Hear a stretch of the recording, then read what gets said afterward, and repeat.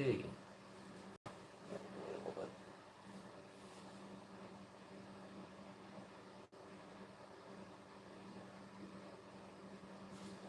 There we go.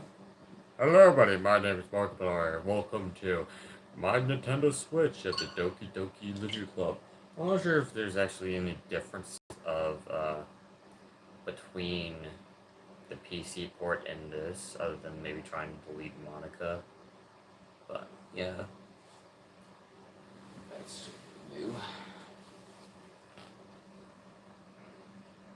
Yep, a Nintendo Switch Live. I got this game on Nintendo Switch. So, all characters in this game are over the age of 18. Okay, cool. Cool to note that. I do kind of remember that from like a short clip. Oh, I should have taken my fan down so it's not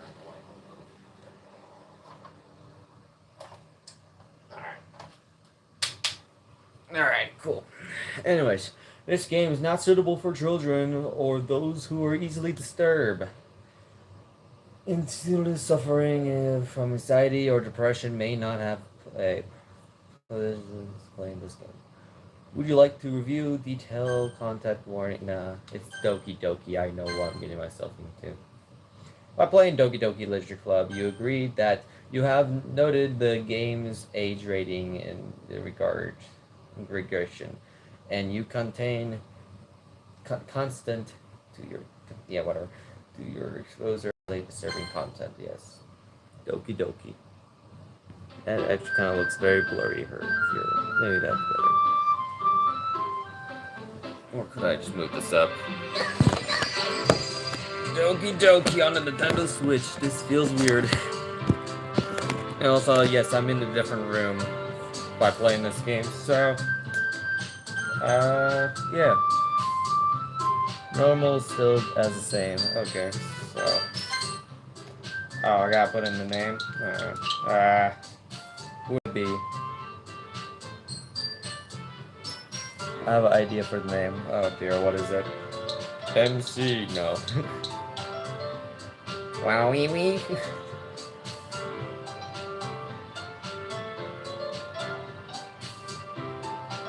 But what's the idea?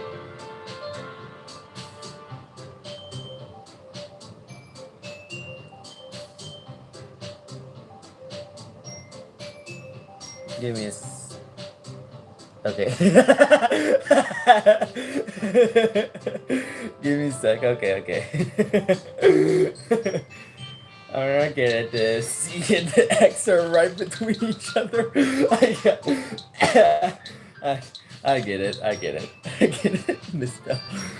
Oh, Lord. Nothing. How about Wario? I already did Wario last time. I'm not doing Wario again. I already did Wario last time I played Doki. It was hilarious, but this time I gotta be a new person, maybe Waluigi. I mean, Larson has the idea, so let me see.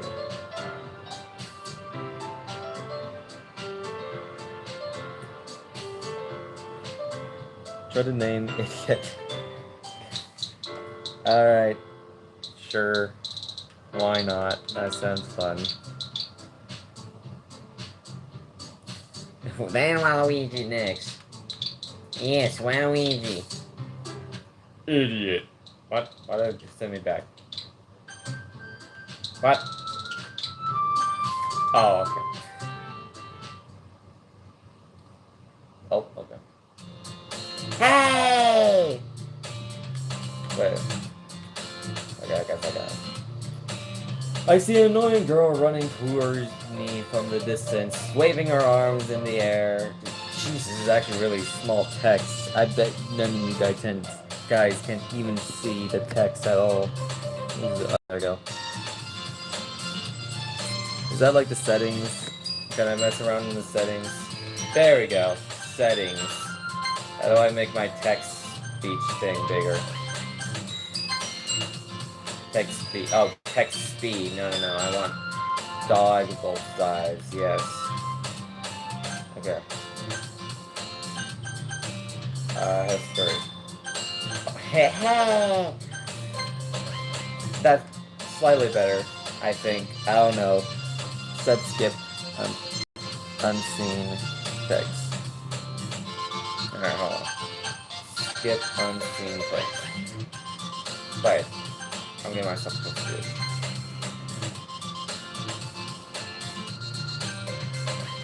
Help. Oh, I have no. What am I doing? Oh,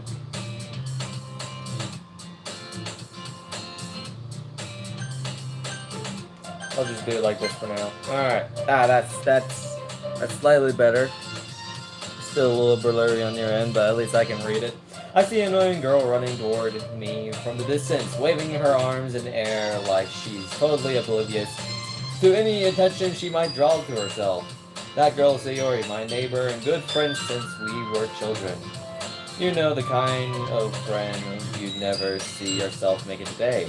But it just kind of works out because you've known each other's other for so long. I don't know what decided on, alright?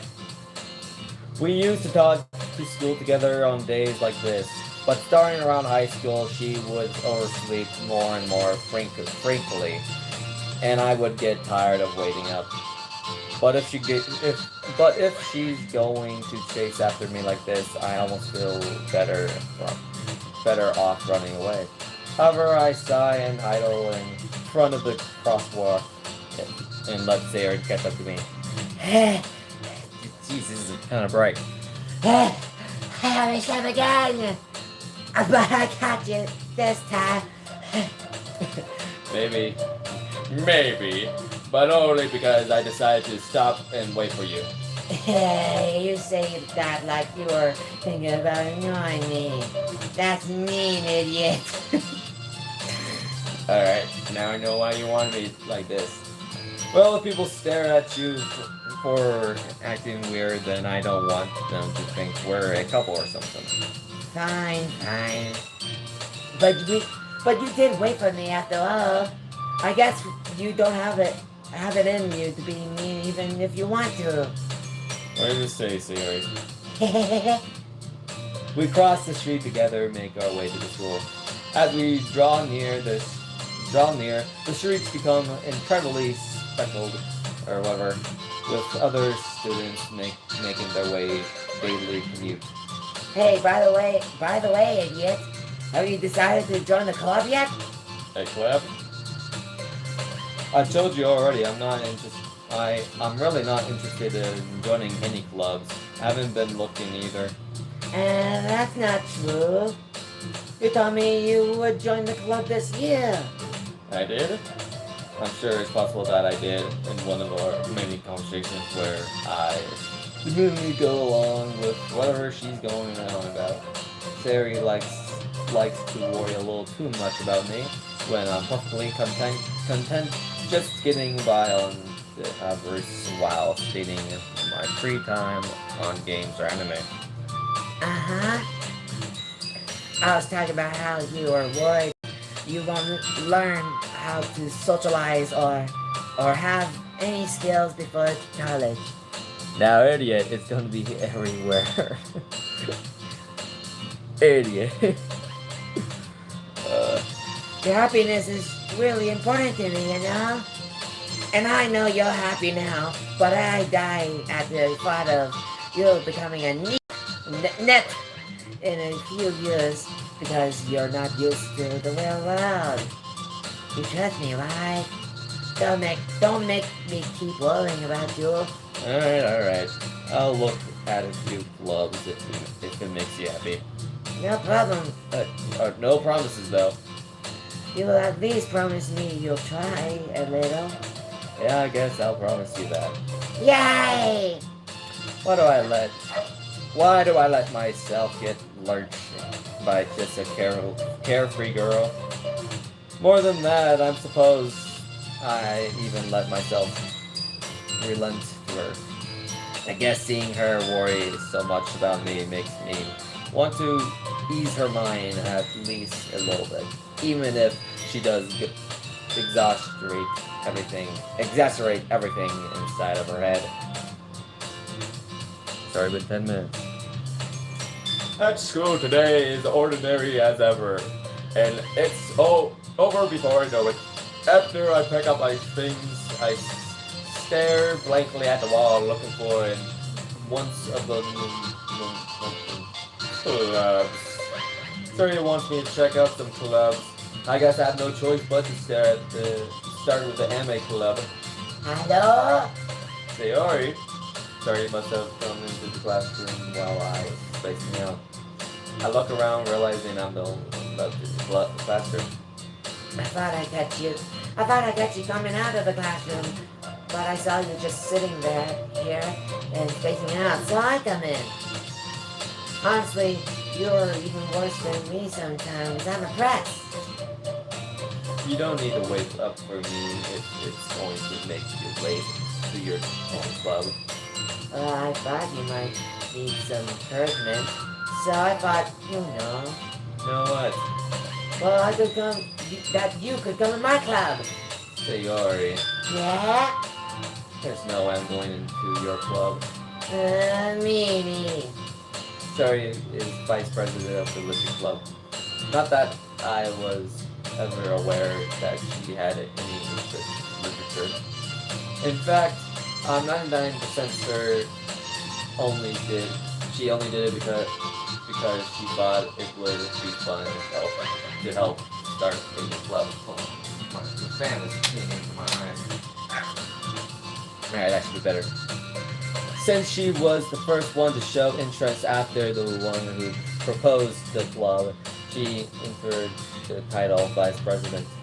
That said, my interest in literature is currently to be even less. Yeah, I'm going to the anime club. Come on, please. Why do you care so much anyways? Well, I kinda told the club yesterday that I would bring a new member and Natsuki made cupcakes and everything. Don't make promises you can't keep. I can't tell if Sayori is really that much of a airhead, or if she's so cunning as to have planned all of this out. I let out a sigh. Fine, I'll stop by for a cupcake, okay? Let's go. Hello, idiot. You're here in the game, lol. Lord. And for us. Today marks the day I sold my soul for a cupcake. And also, don't worry, I know when to just hide away the... Oh yeah, about that. Is there any other things I should, like, hide from the screen so I don't get demonetized or kicked from the live thing, or any other than Yuri and Sayori, of course, from the whole thing, this thing? I objectively follow Sayori across the school and upstairs, a section of the school I rarely visit. Sayori, full of energy, swings open the door, classroom door. Everyone, the new member is here. Just cover the camera for the screens. Yes, I know, but like, hold on, I'm trying to think. Is there anything else I need to cover other than Sayori and Yuri? YouTube is just a game. Yes, YouTube is just a game. Don't take it personally. I mean, I think I would be fine with Sayori, maybe, but Yuri, that was a whole experience that I did not want to go for again. I told you, don't call me a new member. I glanced around the room. Girl 1. Welcome to the Legendary Club. It's a pleasure meeting you. Sarah always says nice things about you. Seriously, you brought a boy? Way to kill him. A mouth sphere. Whatever that says. Idiot. What a nice surprise. Welcome to the Legendary Club, or welcome to the club. All words escape me in this section. This club. It's full of incredibly cute girls. What are you looking at? If you want to say something, say it. Sorry? Natsuki. The girl with a sore attitude's name is apparently Natsuki. Is one I don't recognize. Her small figure makes her look like a first grade student. What was that? Hello, idiot. Hold on, let me, settings real quick to make the words bigger. Because they still look pretty small.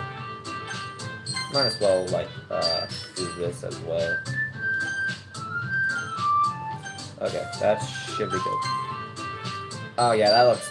Wait a minute, no. That's just making this text box bigger, not the words actually bigger. No, that's... Sure, whatever, fine. It's almost covering the entire screen. Her small figure... I just said that. She's also the one who made cupcakes, according to Sayori. You can just ignore her when she gets moody. Sayori says that quietly into my ear, then turns back towards the other girls. Anyways, this is Natsuki, always full of energy. And this is Yori, the smartest in the club. But don't say things like that. Yuri, who appears completely more mature and timid, seems to have a hard time keeping up with people like Sayori and Natsuki. Ah, well, it's nice to meet you both. With you. And it sounds like you already know Monica. Is that right? That's right. It's great to see you again, idiot. Monica smiles sweetly. We do know each other well, we rarely talked. We were in the same class last year. Monica was probably the most popular girl in class. Smart, beautiful, angelic. Basically completely out of my league. So having her smile at me gently feels a little... You too, Monica? Don't sit down, idiot. We made room for you at the table. So you can sit next to me or Monica. I'll get the cupcakes. Hey, I made them, I get them. Sorry, I got a little excited. Then how about I make some tea as well? The girls have a few desks around from the table. As Sayori mentioned, it's between-winded, so that there is one space next to Monica and one space next to Sayori. Natsuki and Yuri walked over to the corner of the room where Natsuki grabs a rocket tray and Yuri opens the closet. So what was that? Why it's so big? I don't know. How are you enjoying my favorite game? Well, I played this technically before of the original version, not the Plus. The only shameful thing is I'm terrible at reading sometimes, but it's fine. I'm myself. I can read at my own pace. But yeah, like when the game came out, was like 8 years ago, I was not interested because reading, I did not want to read. But now, like, played this game like a year ago, or at least seen the game a lot. I definitely say it is one of my favorite games. Since, I mean, I guess I'm not really a good critic, but yeah, it is definitely one of my favorites. Maybe one of my second favorite characters too, that being Sayori, so that's saying a lot. Still feeling awkward, I take a seat next to Sayori. Natsuki probably matches back to the table, tray and pan. Okay, are you ready? Ta-da! Wow! Natsuki lifts up the foil off the tray, reveals some dozen white fluffy cupcakes decorated to look like little cats. The whiskers are drawn with icing, and little pieces of chocolate were used to make the ears. So cute! I had no idea you were so good at baking, Natsuki. Well, you know. Just hurry and take one. Sari grabs one first, then Monica, I follow. It's delicious! Sari talks with her mouth full and has already managed to get icing on her face. I turned the cupcake around in my fingers, looking for best angle to take a bite. Natsuki is quiet. I can't help but notice her sneaking glances in my direction. Is she waiting for me to take a bite? I finally bite down. The icing is sweet and full of flavor. I wonder if she made it herself. I don't know why I started talking like that. This is really good. Thank you, Natsuki. But why are you thanking me? It's not like I Haven't I heard this somewhere before? made them for you or anything. Yeah, I thought you technically did. Sayori said. Well, maybe, but not for you. You know, you dummy. Alright. I give up on Natsuki's weird logic and dismiss the conversation. Yuri returns to the table carrying a set of tea set. Waluigi, you know, Waluigi could be better than idiot. Waluigi! Natsuki, Waluigi, I gotta convince. What? She carefully places the cup of tea in front of each of us before sitting down on the teapot next to the cupcake tray. You keep a whole set in this. Oh wait, I read that wrong. You keep a whole tea set in the classroom. Don't worry, the teachers gave us permission. After all, doesn't a hot cup of tea help you enjoy a good book? I guess. Don't let yourself get intimidated. Yuri's just trying to depress you. That's not. Insulted Yuri looks away. I meant that, you know. I believe you. Well, tea and reading might not be a pastime for me, but I at least enjoy tea. I'm glad. Yuri faintly smiles to herself in relief. Monica raises her eyebrow, then smiles at me. So, what made you consider the literature club? I was afraid of this question. Something tells me I shouldn't tell Monica that I was practically dragged here by Sayori. Well, I haven't joined any clubs yet, and Sayori seemed really happy here, so... That's okay. Don't be embarrassed. We'll make sure that you feel right at home, okay? As president of the literature club, it's my duty to make the club fun and exciting for everyone. Monica, I'm surprised. How come you decided to start your own club? You could probably be a board member of any of the major clubs. Weren't you the leader of the debate club last year? You know. To be honest, I can't stand all the politics around the major club. It feels like nothing but argument about the budget and publicly and how to prepare for events. I'd much rather take something I personally enjoy and make something special out of it. And it encourages others to get into literature. Then I'm fulfilling my dream. Monica is really a great leader. Gary also nods in agreement. Oh, let me turn off my fan. It's getting into my eyes. There you go. I'll turn it back on later if I remember. I'll live. Then I'm surprised there aren't more people in the club yet. It must be hard to start a new club. You could put it that way. Not many people are very interested in putting out all the effort to start something brand new. Especially when it's something that doesn't grab your attention, like literature. You have to work hard to convince people that you're both fun and worthwhile. But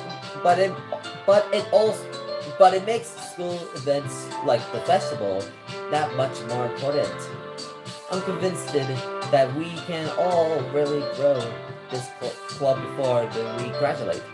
Right, everyone? Yeah! We'll do our best. You know it! Everyone undoubtedly agrees. Such different girls, all interested at the same goals. Monica must have worked it really hard just to find these three.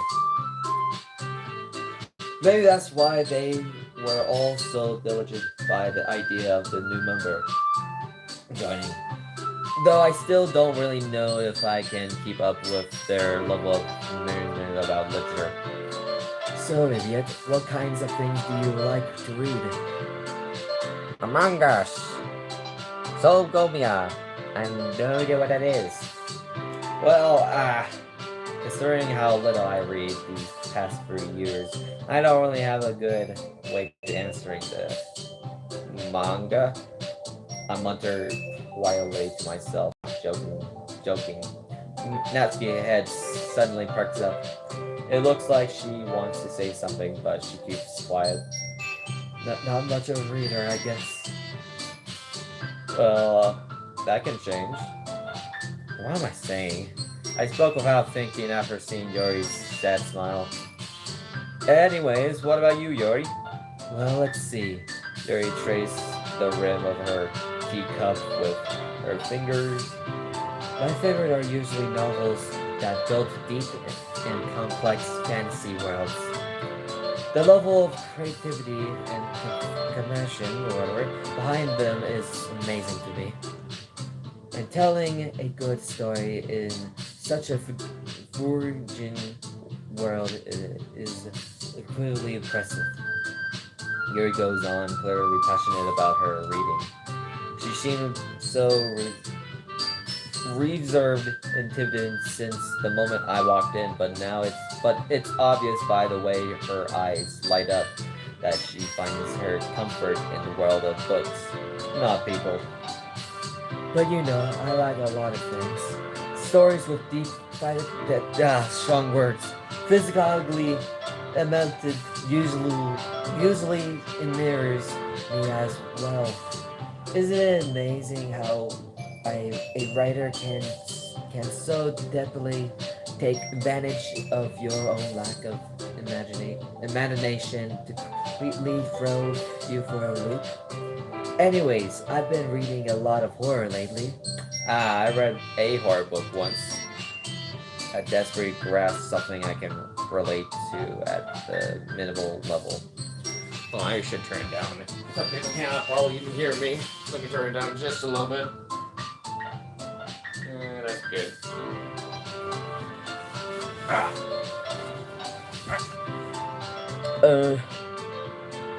That's backwards for Among Us. Alright. At this rate, Yuri might as well be having a conversation with O'Rourke. Really, I wouldn't have expected that, Yuri. For someone as gentle as you, I guess you could say that. But if a story makes me think or takes me another world, then I really can't put it down. Surely horror is often very successful at changing the way you look at the world. If only for a brief moment. I hate horror. Oh, why is that? Well, I just... Nasty eyes dart over to me for a split second. Never mind. That's right, you usually like to write about cute things, don't you, Nasty? What? What gives you that idea? You left a piece of scrap paper behind the last club's meeting. It looked like you were working on some poem called... Don't say it out loud! And give that back! Fine. Your cupcakes, your poems, everything you do is just so as cute as you. You are. Dang, my words. Sari slides up behind Natsuki and puts her hands on her shoulders. I'm not cute! Natsuki, you write your own poems? Well, I guess sometimes. Why do you care? I think that's impressive. Why don't you share them sometime? No. Natsuki rubs her eyes. You wouldn't like them? Oh, wait, you wouldn't like them. Not a very conflicted, confident writer yet. I understand how Nasty feels. Sharing that level of writing takes more than just confidence. The trust from the writer is writing to oneself. You must be willing to open up to your readers, exploring your balance word. and showing even the deepest reaches of your heart. Do you have written expressions too, Yuri? Maybe if you share some of your work, you can set an example and help Natsuki feel comfortable enough to share hers. I guess it's the same for Yuri. Oh, I wanted to read everyone's poems. Saw some new things. Ethan tried to save the game and then exit the DLC game. Like right now? The DLC Meow Meow. Gasps. What's that wonderful voice of Natsuki? Yes, I know. We all sit in the side. Oh, okay. Let me auto save first. Why is that already saved? Okay. There we go. And then you said exit, right? Okay. Wow. Press help key to what?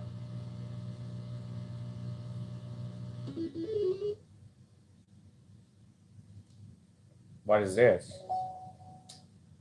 Oh. Interesting. Okay. I'm assuming the DLC is the back to the games, the side stories, that's the extra stories, files. Oh, that's how you try to delete Monica. Okay. Mail. Nothing. Pictures. Ah, there's pictures of Seda's back home. There you go. Let me just say Yori. There you go. Okay, music.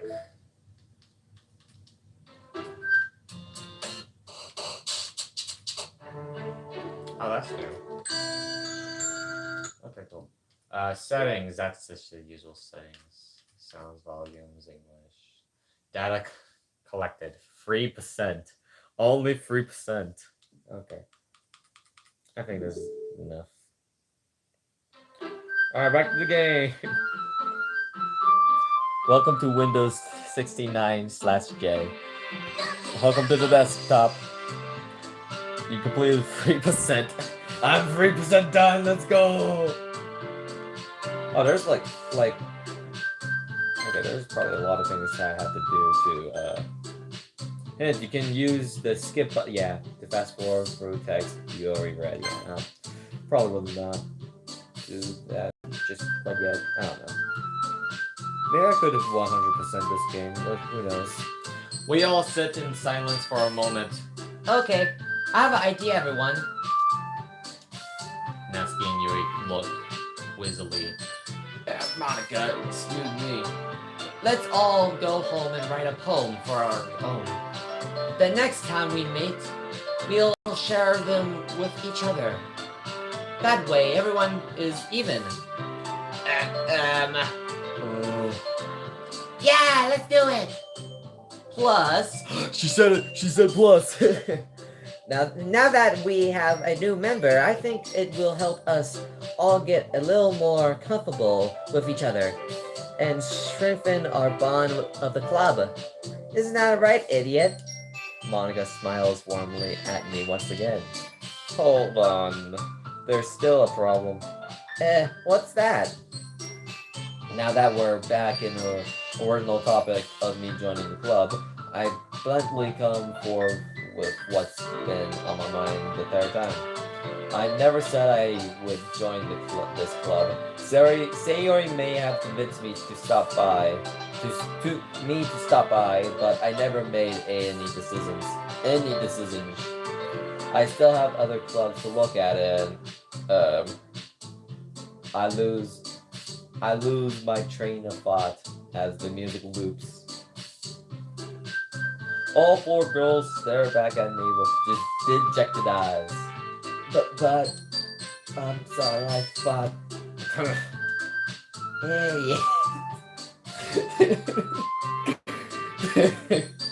Idiot! Why? No! Your goal to get 100% on this game. I'll try to get 100%, but I'm not sure how to get that yet, but I'm sure I'll figure it out in my own time.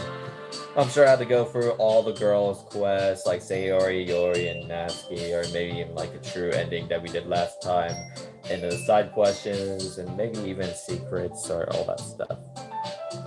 I wonder what's gonna happen after gaining 100%. I have no idea. Hello! Came as fast as I could. I found you on my FBP labor.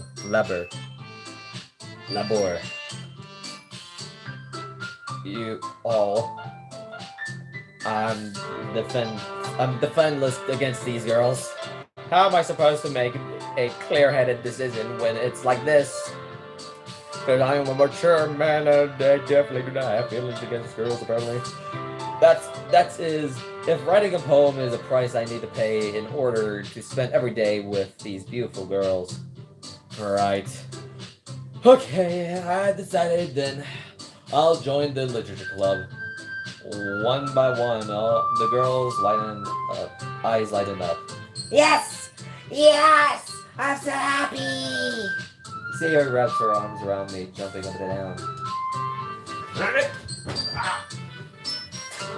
You really did scare me for a moment. If you really just came for the cupcakes, I would have been super pissed. Then that makes it official. Welcome to the Literature Club, idiot. Thanks, I guess. Okay, everyone. I think that with that, I can officially end today's meeting on a good note. Everyone remember tonight's assignment. Write a poem to write to the next meeting, so we can all share. Monica looks over at me once again. Idiot, I look forward to seeing how you express yourself. Yeah, I can really impress the class star Monica with my mediocre writing skills. I already feel anxiety welling up inside me. Meanwhile, the girls continue to chit-chat as Yori and Natsuki clean up their food. Hey, idiot. Since we already had here, do you want to walk home together? That's right. Sayori and I never walked home together anymore because she's always stayed after school for clubs. Sure, might as well. Yay! Heard some people talking.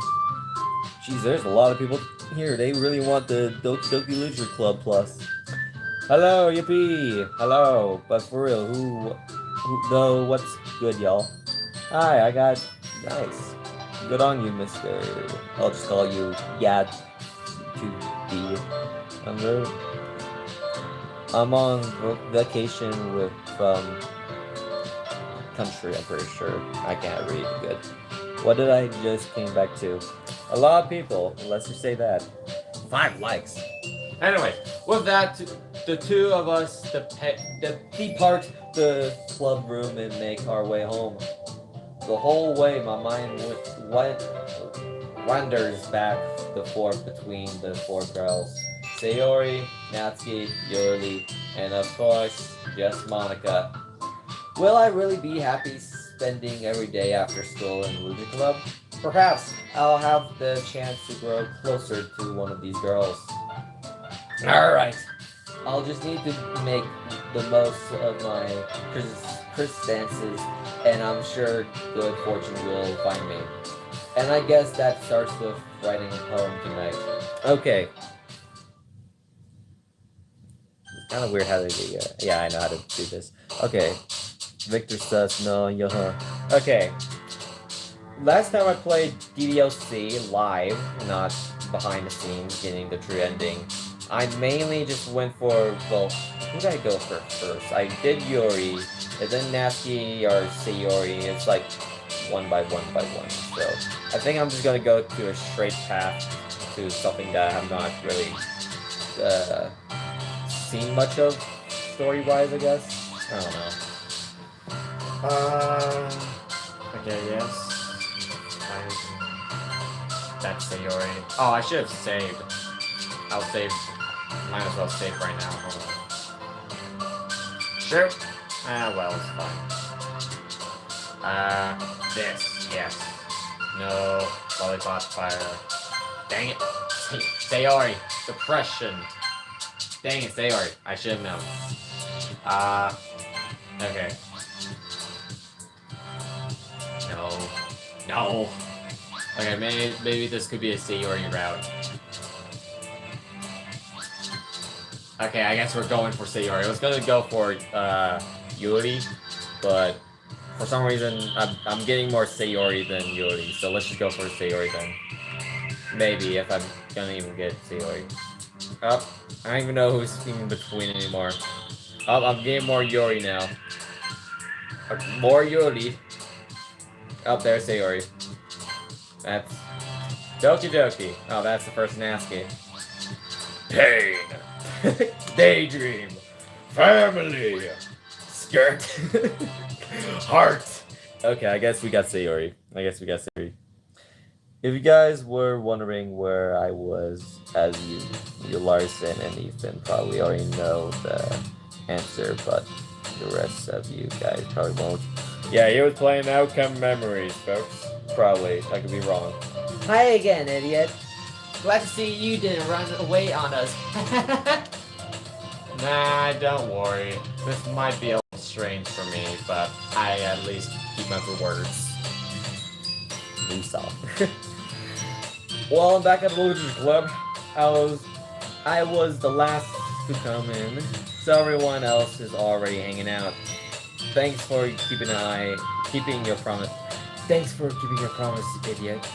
I hope this isn't too overwhelming of a commitment for you. Making a device head first into literature when you're not accepted to it. Oh, come on. Like he deserves any slack. Sayori told me you didn't even want to join any clubs this year. And last year too. I don't know if you plan to just come here and hang out or whatever. But if you don't take us seriously, then you won't see the end of it. Natsuki, you're continually that whatever. Have a big mouth. You certainly have a big mouth for someone who keeps her manga collection in a club room.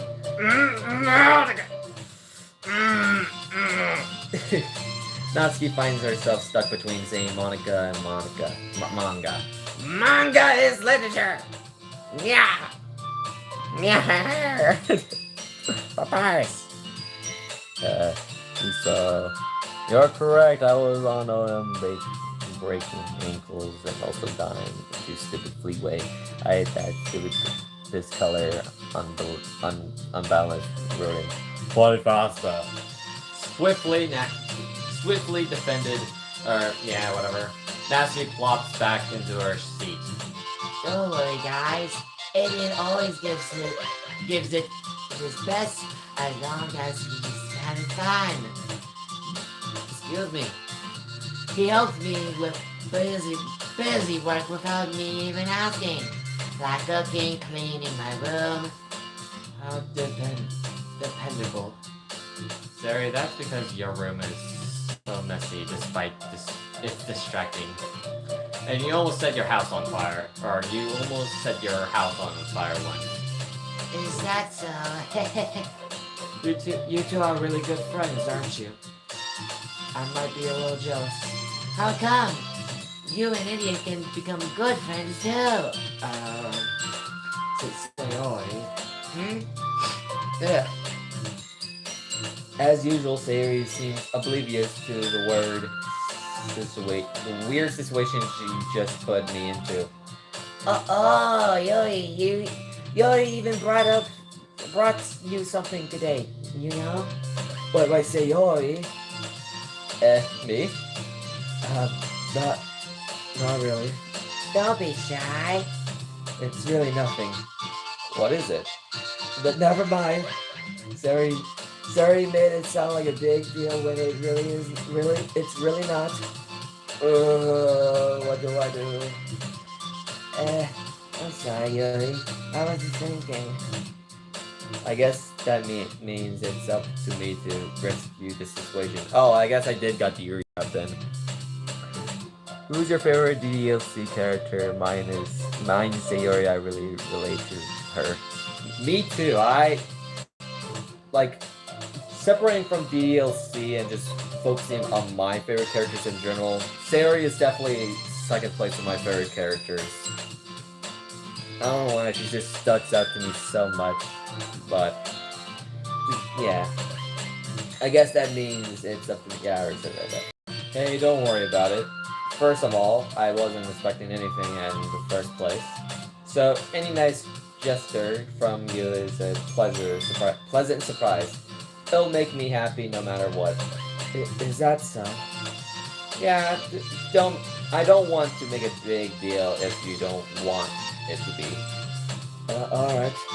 Well, here. Yuri reaches into her bag and pulls out a book. I didn't want you to feel left out. So I picked out a book that I thought you might enjoy. It's a short read, so it should keep your attention, even if you don't usually read. And we could, discuss it if you want. This is... How is this girl accidentally being so cute? She even picked it out in books she thinks I'll like, despite me not reading much. Yuri, thank you. I'll definitely read this. I generally take the book. Well, you can read it at your own pace. I look forward to reading what you think. Or, yeah, whatever. Now that everyone's settled in, I expect Monica to kick off something centrally activated with a glove. But that doesn't seem to be the case. Sari and Monica are having a cheery conversation in the corner. Yuri's face is already buried in the book. I can't help but notice her timid expressions, like she was waiting for this chance. Meanwhile, Natsuki is rummaging around in the closet. Man, it looks like no one wants to be bothered today. I slumped down into the nearest desk. How am I supposed How am I supposed to occupy myself with something literature related by myself like this? I guess I could always read some of the book Yuri gave me, but I'm feeling a little too tired to read. Okay, I think I did got the Sayori route. I could probably fall asleep right now. I close my eyes and end up listening to in Sayori conversation with Monica. We're probably gonna seem really lame compared to all the other clubs, though. Huh. Well, we can't give up. The festival is our chance to show everyone what literature is all about. The problem is that the idea of the literature club sounds too dense and intense, or whatever that word is. But it's not like that. But it's not like that at all, We just need a way of showing that to everyone. Something that speaks to their creative minds. I need to blow my nose. Oh wow, don't have to tissue. That doesn't solve the problem, though. What do you mean? Even if we come up with the most fun thing ever, nobody will come in the first place if it's a literature event. So it's more important to figure out how to get people to show up in the first place, And after they come, we can do the thing to speak to their creative minds. What's this? Sari's taking this really seriously. It's rare to hear her delivery, whatever, like this. That's a good point. In that case, do you think food will do the trick? What kind of food? Well, I guess we could. Cupcakes! Good thinking. Natsuki would love to do that. You're right. Natsuki makes the best cupcakes. That works out perfectly. That wasn't why you suggested it. Cupcake speaks to my creative tummy. Cupcake is then. I'm hungry. Anyway, we still need to work out the details of the event itself. Let me read. I'm not reading a good bit. Mine one is Yuri and second is favorite manga. I really don't have anything to be honest. Wait, I did say anything. I meant to say I really don't have any to be honest. I find myself smiling.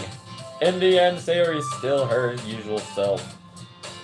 But therein lies the unexpected reason I admire her.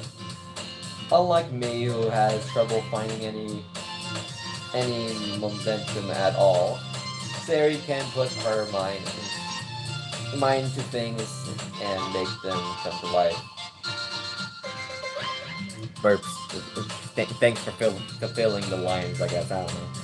I suppose that's why I ended up letting her get on my case about things. I can't help but wonder what it would be like to see a world through her eyes.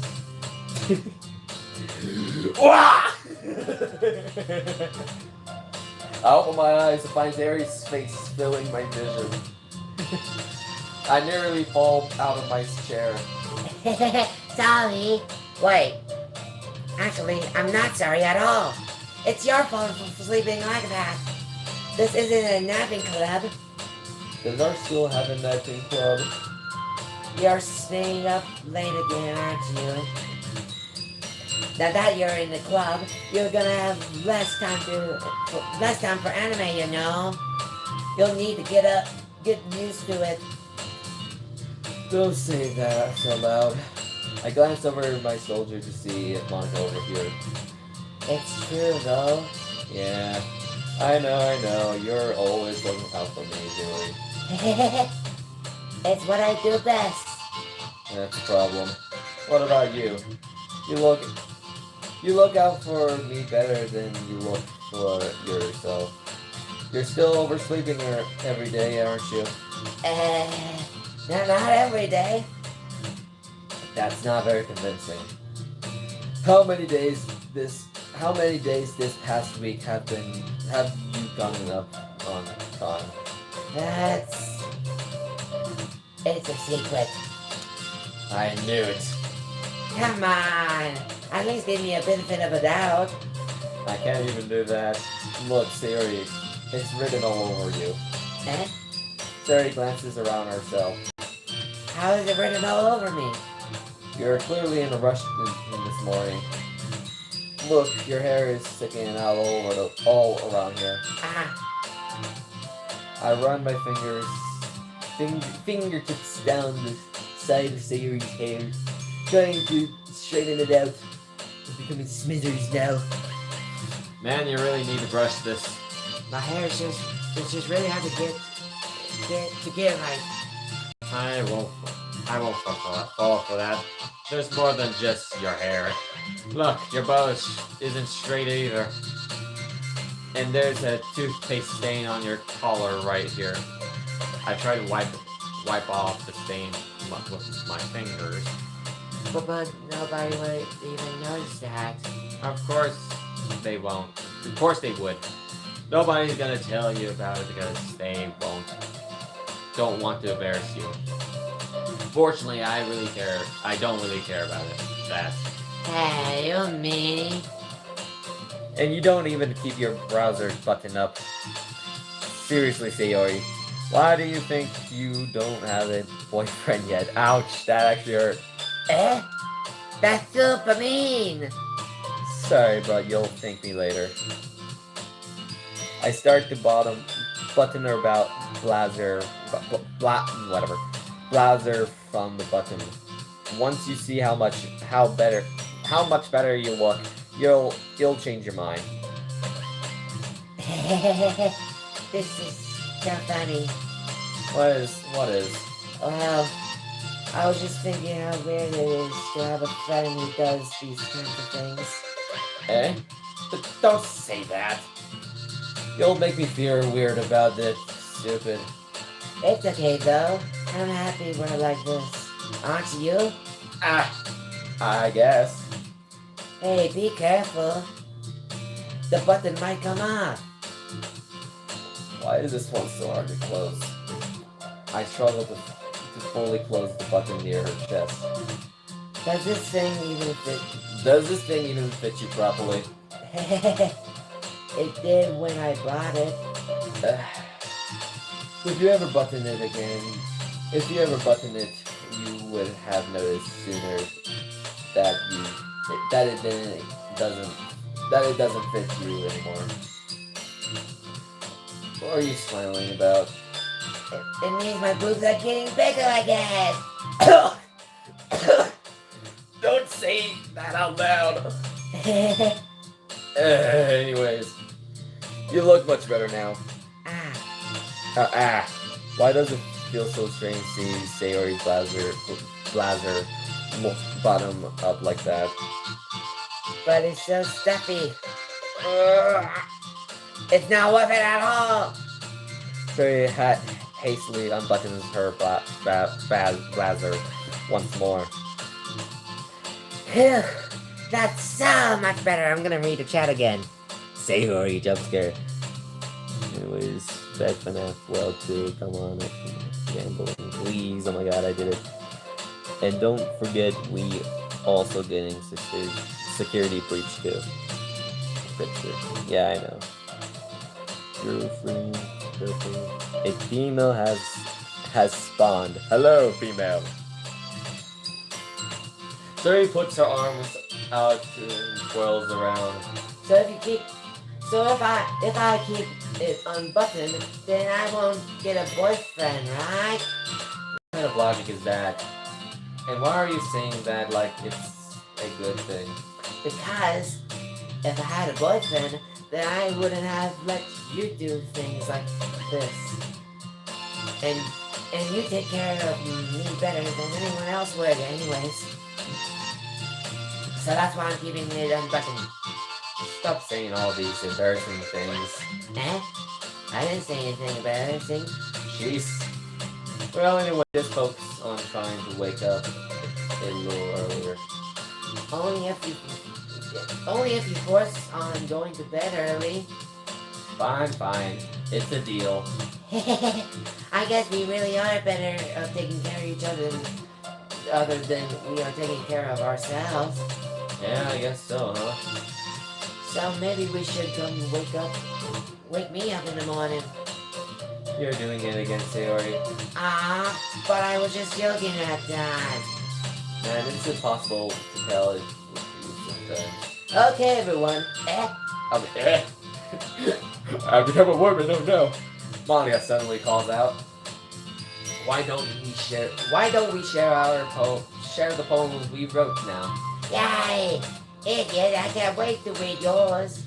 Yeah, same. I felt the sound enthusiastic, but Sayori still floats away the written her poem. By the way, do you remember to write a poem last night?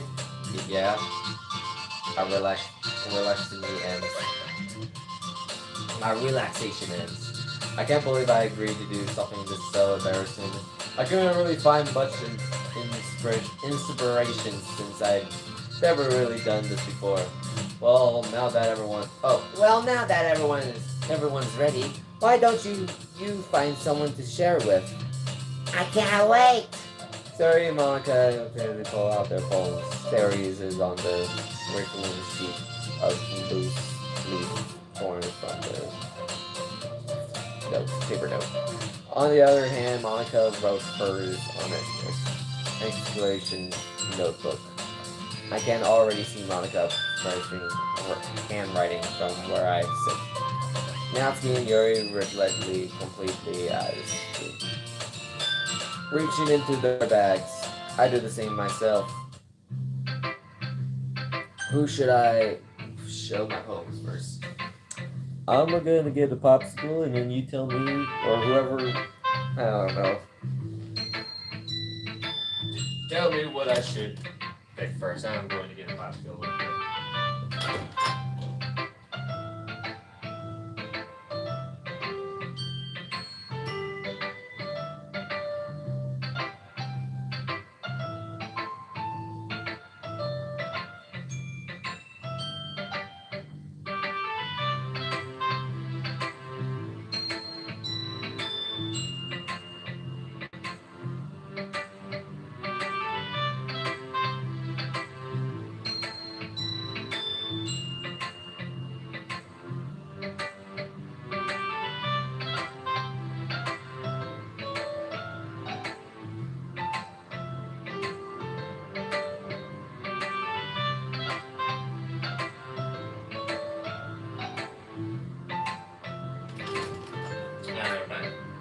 I got carried away by drinking apple juice. Where's my glasses? Oh, there they are. Anyone decided? I can't wait for the Doors new update comes out. Keepers. Fun fact: my first name on DDLC was Dickhead. Jeez, I'm here. My first name was Wario for this game because I thought it was funny, and also it was just a meme around that time. Alrighty, Natsuki. Name was said first, so let's do this. I told Natsuki I was interested of her poems yesterday. It's probably only fair if I share mine with her first.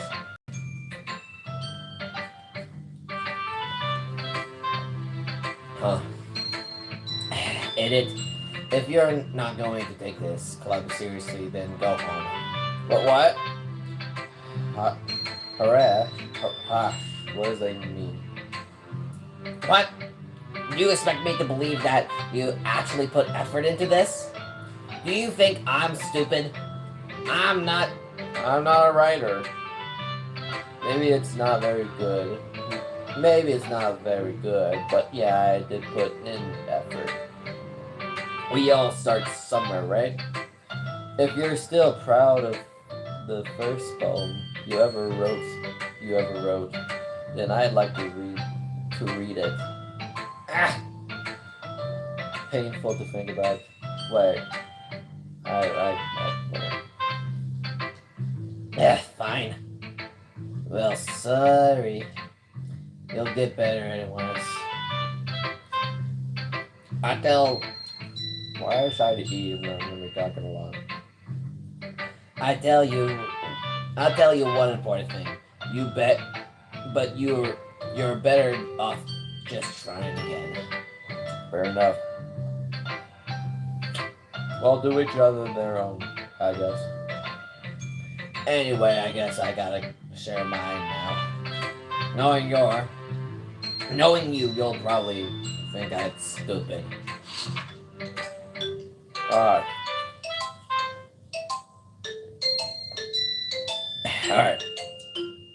Eagles can fly, monkeys can climb, crickets can leap, horses can race, owls can seek,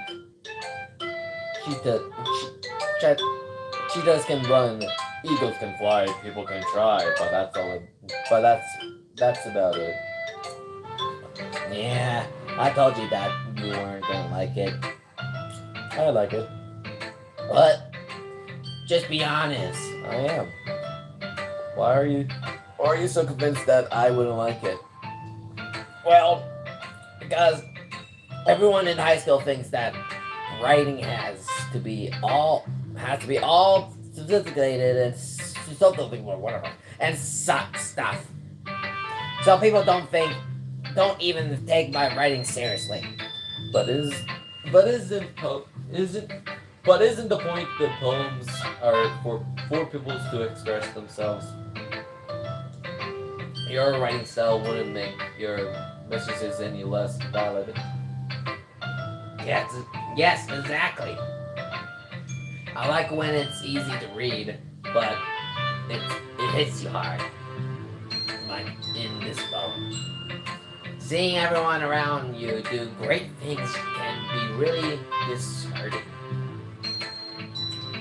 So I decided to write about it. Yeah, I understand. But the other nice thing about simple writing is that it puts more weight on the wordplay.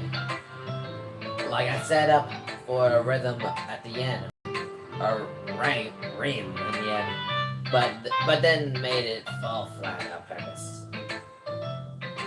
It helps bring out the feelings in the last line.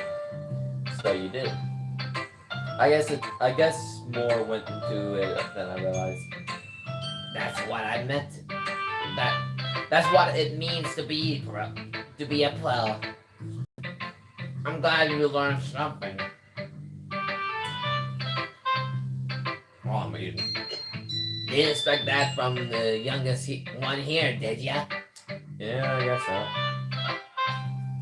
I decided to be to humor her with the last comment. I didn't really care how old everyone is, but if Nasty is feeling proud, then I won't take that away from her. What? Okay. Oh. Oh hey, I found 2 Sayoris and 2 different servers. Yay! I should probably finish this popsicle real quick. Let me finish this real quick. I'm gonna have 2 bites left. Alright, I'm gonna pick the orange. Well,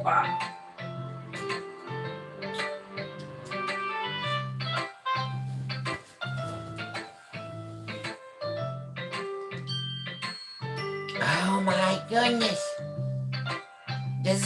This is all good, idiot. Eh? I love it. I had no idea you were such a good writer. Sayori, you must be serious. You're seriously overreacting. I'm not a good writer at all. I honestly have no idea what I'm doing. Well, maybe that's why. Because I have no idea what I like either. Jeez. I'm sure Yori's poem has to be a little bit more consistent than this. Are you sure you don't like it just because I wrote it? Eh? Well, I'm sure that's a part of it. I think I understand you better than a lot of other people, you know?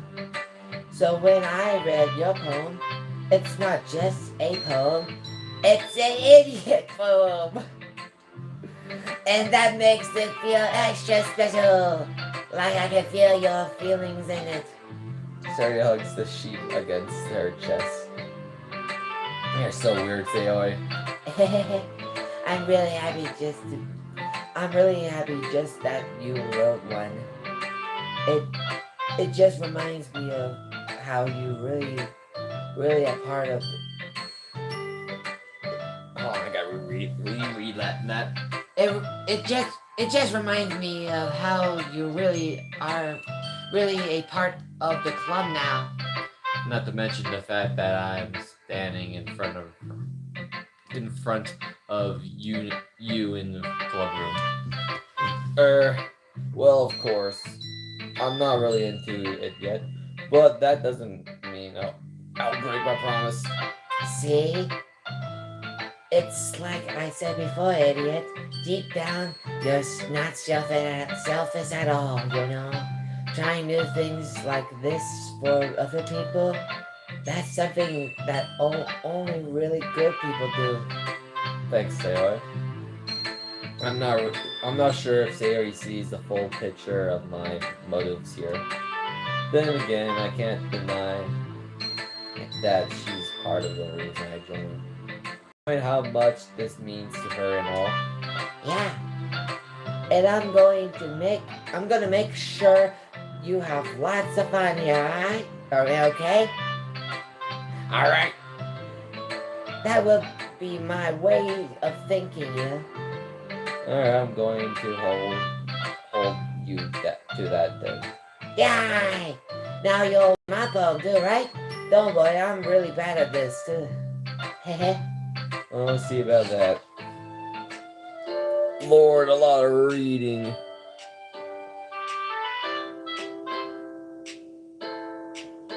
I was looking at Vic's writing. Okay. Okay, that's okay. Dear Sunshine, the way you glow through my blinds in the morning, it makes me feel like you misted me, kissing my forehead to help me out of bed, making me rub my sleepy from my eyes. Are you asking me to come out to play? Are you trusting me to wish away the rainy day? I look above, the sky is blue. It's a street, but I trust you too. If it wasn't for you, I could sleep forever, but I'm not mad. I want breakfast. Strong finisher, Sayori. This is just a guess, but did you write until the morning to write this? No, it's just a little bit. You can't answer just a little bit to a yes or no question. I forgot to do it last night. Well, at least that makes me feel a little better about myself. Don't be mean. I still tried my best. Ah, yes. I didn't mean to say that in a bad poem. It came out nice, or how should I put it? It sounds like you, Sarah. It sounds like you. Really? Yeah. Especially the last line. I made eggs and toast. Even though you were late to school. It's bad to skip breakfast. I get all cranky. It's my coffee, okay? My food is coffee. Well, I guess there's no point in arguing. Anyway, thanks for showing me. This was so much fun. Manga's the best. Ah, yeah. But next time, I won't forget. And I'm going to write the best poem ever. Well, I guess I look forward to it. Alright. Might as well get Yuri done.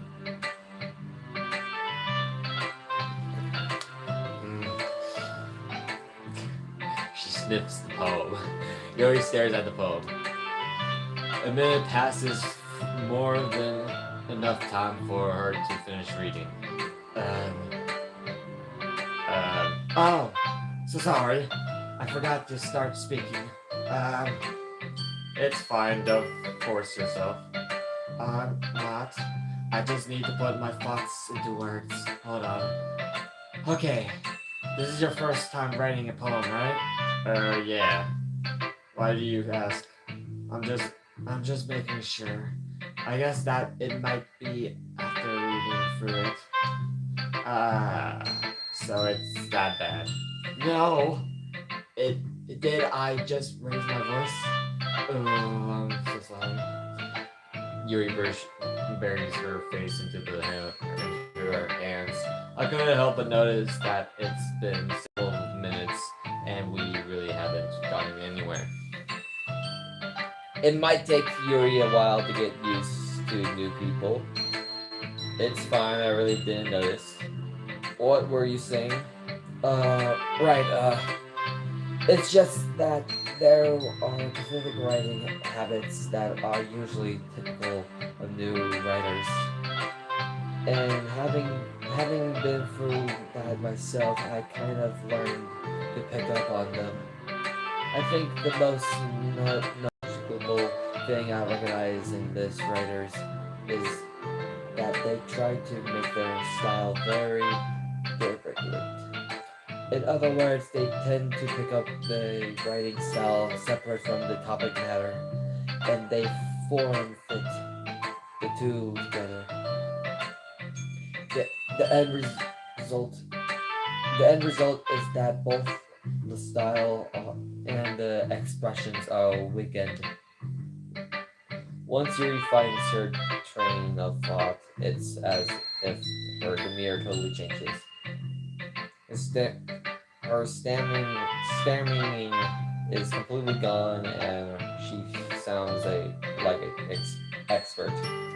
Of course, that's not something you can be blamed for. There are so many different skills and techniques that go into writing even a simple poem. Not just finding them and building them, but getting them to work together is probably the most challenging part. It might take you some time, but it'll all come with practice and learning by example and trying new things. I also hope that everyone else in the club gives you verbal feedback. Natsuki can be a little bit basiled though. Basil, how? Well, never mind. I shouldn't be talking about people like that. Sorry. It's fine. I'm not sure if Yuri is apologizing to herself, to me, or not to. Do you mind if I read your poem now? Please do. I'd love to share my thoughts perceived behind it. Yuri smiles dreamily, as if that's the rare opportunity for him, which itself is kind of funny. After all, isn't this supposed to be a literature club? Time to get good at reading good fonts, eh? Alright, hold on. You Yuri! Alright. Ghosts under the light. Alright, I'm probably gonna break my phone just to read poems now. Alright, hold on. Alright, gosh, I have a phone in here because I'm in my bedroom.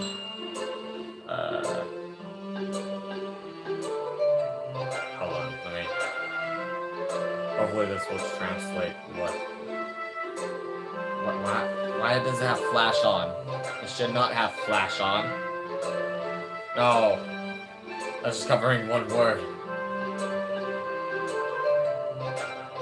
When did I have flash on? Oh yeah, when I was looking for my purchases, that's what.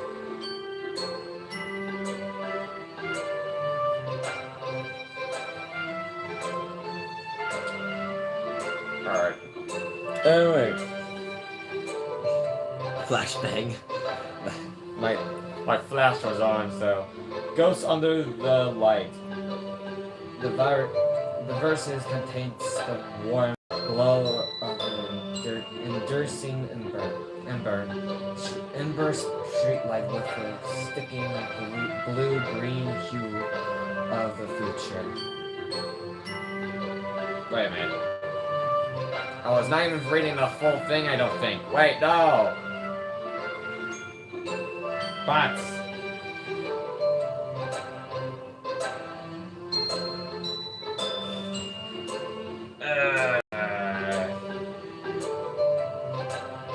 so fun. Okay. The frills of my hair illuminates drifts, embers, glow. That's period. Bad thing. Okay, I need to find a better way than this. This is terrible. I can probably just look it up. Hold on, I can probably look it up. How to read better of Yuri's poems. I'm sure I can find something in the wiki.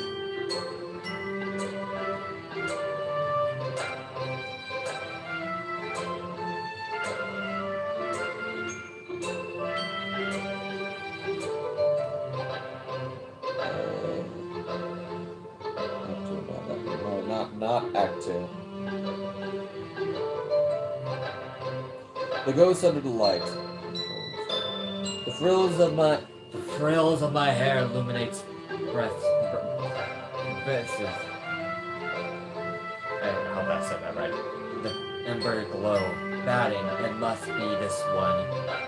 The last remaining streetlight to have withstood the test of time. The last yet to be replaced by this stickering blue/green hue of the future. I beckon, calm, breathing air of the present, but living in the past. The light flickers and flickered back. I flickered back. Okay.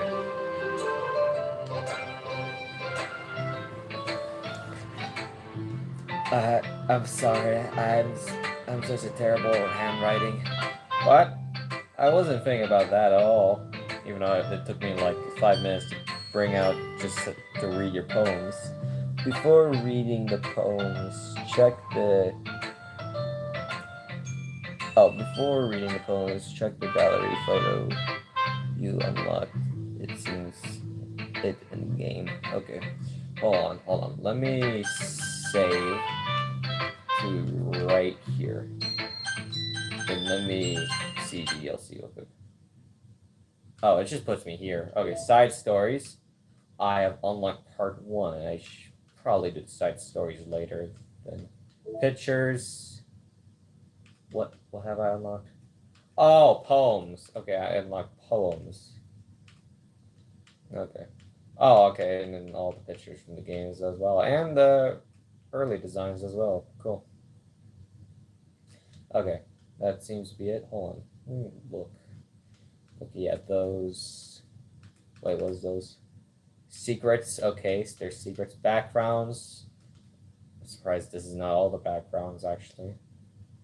Oh, that's right, side story, and then sketches. That's a lot of sketches from music.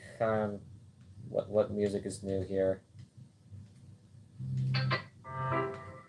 Oh, play with me. That's probably the new one. I don't have that in the background unless that's copyright, but I'm gonna have to say yo. I'm sure that's a fine music to have. 10:45. Dang. Okay. Let me check how much power I have. I'm fine. Okay, back to the game. Learning. I have to go through this every time. This game, yeah, okay. Oh, wait, I didn't check my percents on the game. Oh well. I don't think it gets copyrighted. I mean, I know the main song of the. Well, after you reach the end of the game of like say Monica singing her song, your reality song, that's copyrighted because it copyrighted me once. So that's that's probably the only song I'm probably gonna mute or yeah, at least mute because I know that one can give me copyright because it copyrighted me once as whatever. That whole live day was just something else. I get demonetized and copyrighted at the same time. Fun. But it took you a long time to read it. Well, I just don't read script very often. I actually think your handwriting is pretty. That's a relief. Also, I like the poem. Even though it's short, it was really descriptive. It was too short. I usually write longer poems. Not all. I'm really glad that you liked it. I'll be honest. Since it's our first time sharing, I wanted to share something a little more mild. Something easy to disrupt, I suppose. Are you into ghosts, Yuri? Actually, the story isn't about the ghosts at all. Idiot. Really? I must have totally missed the point. Well, I suppose you did only glance over it after all. But remember that points often express their own thoughts, feelings, and expressives in their work. They usually do more than tell a simple story or paint a picture. In this case, perhaps the subject of a poem is being simply compared to a ghost. Liberating in her last remaining place of comfort, unable to let go of the past, and soon to be left with nothing. That's a lot more simple in putting it that way. I hadn't even thought of that. That's impressive. It's nothing really. Well, it makes me happy that you think that way. Just remember that it won't be long before you pick up on these two. Yeah, maybe you're right. I guess I'll have to keep trying. I'm counting on you. Alrighty, Monica, baby. Whew, last person, Monica. Just Monica. I'm gonna read what you've been reading. My YouTube app crashed. Well, of course it crashed. Hi, idiot. You picked Monica! Having a good time so far? Ah, yeah. Oh, I closed that. I was closed that.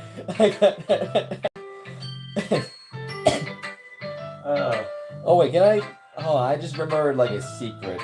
I'm not sure if okay, there is probably secrets. Which pose is it that I save and like do the whole saving thing and Monica is just frowning? Which image is that of her? Good, glad to hear it. By the way, I know it's not this pose, it's like the usual standing. By the way, since you're new and everything, if you ever have any suggestions for the club, like new activities or things that we can do better, I'm always listening. Don't be afraid to bring things up, okay? Alright, I'll keep that in mind. Of course, I'll be afraid to bring things up. I'm much better off just going with the flow until I'm more settled in. Okay, hold on. I think this is the pose right here. Hold on, let me see if this is the pose. I'm gonna put this in like page 5. That looks like it. That looks like it. She looks disappointed. Maybe, I don't know. It's hard to tell in this thing.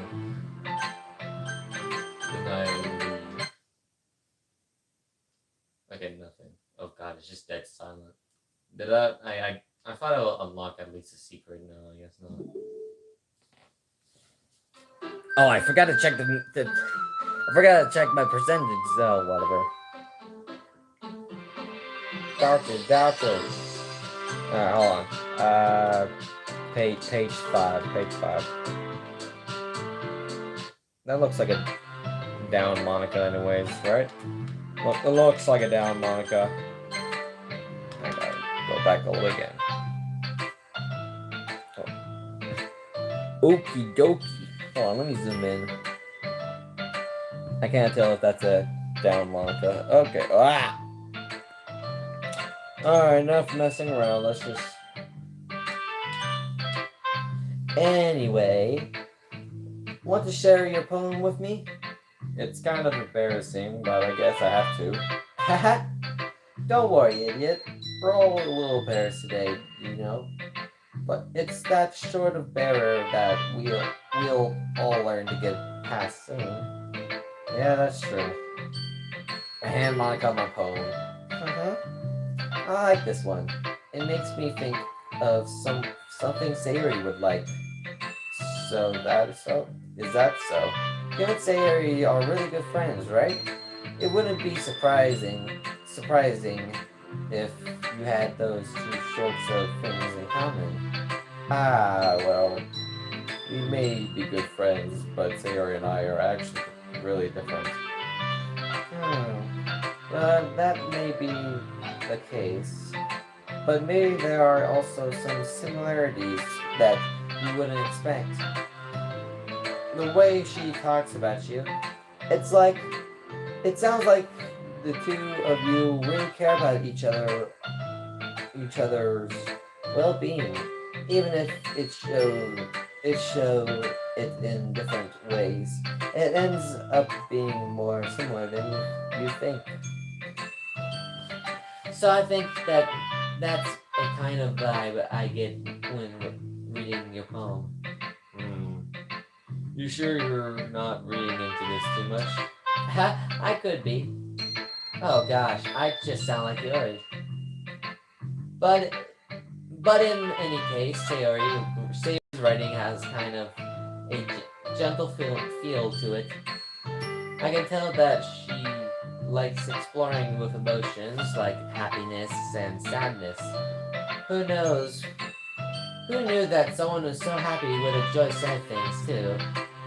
Yeah, that's totally unexpected. Well, to each their own, and you shouldn't be afraid of experimenting a little bit either. I'm sure I'll end up trying different things a lot. It could be a while before I feel comfortable doing this. That's okay. I'd love to see you try new things. That's the best way to find the kind of style to suit you. Everyone everyone else might be a little bit bizzled. Why do they keep using that word? Bizzled towards their own kind of style. But I'll always help you find what suits you the most. So don't force yourself to write the way everyone else wants you to write. It's not like you have to worry about improving on them or anything. Ha? Haha. Anyway, do you want to read my poem now? Don't worry, I'm not very good. You sound pretty confident for someone who claims to not be very good. Well, that's because I had to sound confident. That doesn't mean that I always feel that way, you know. I see. Well, let's read it then. Okay, I think I can read this. This is yours that I'm always struggling with. Okie dokie. Let me zoom in a little bit. It's a little far. Okay. Hole in the wall. It couldn't have been me. See the I don't know what the word said. Adrenaline, the sparkles pattern. A noisy neighbor, a angry boyfriend. I'll never know. I wasn't home. I purr inside for the club. No, I can't see. I reel, blank, like a film left out in the sun.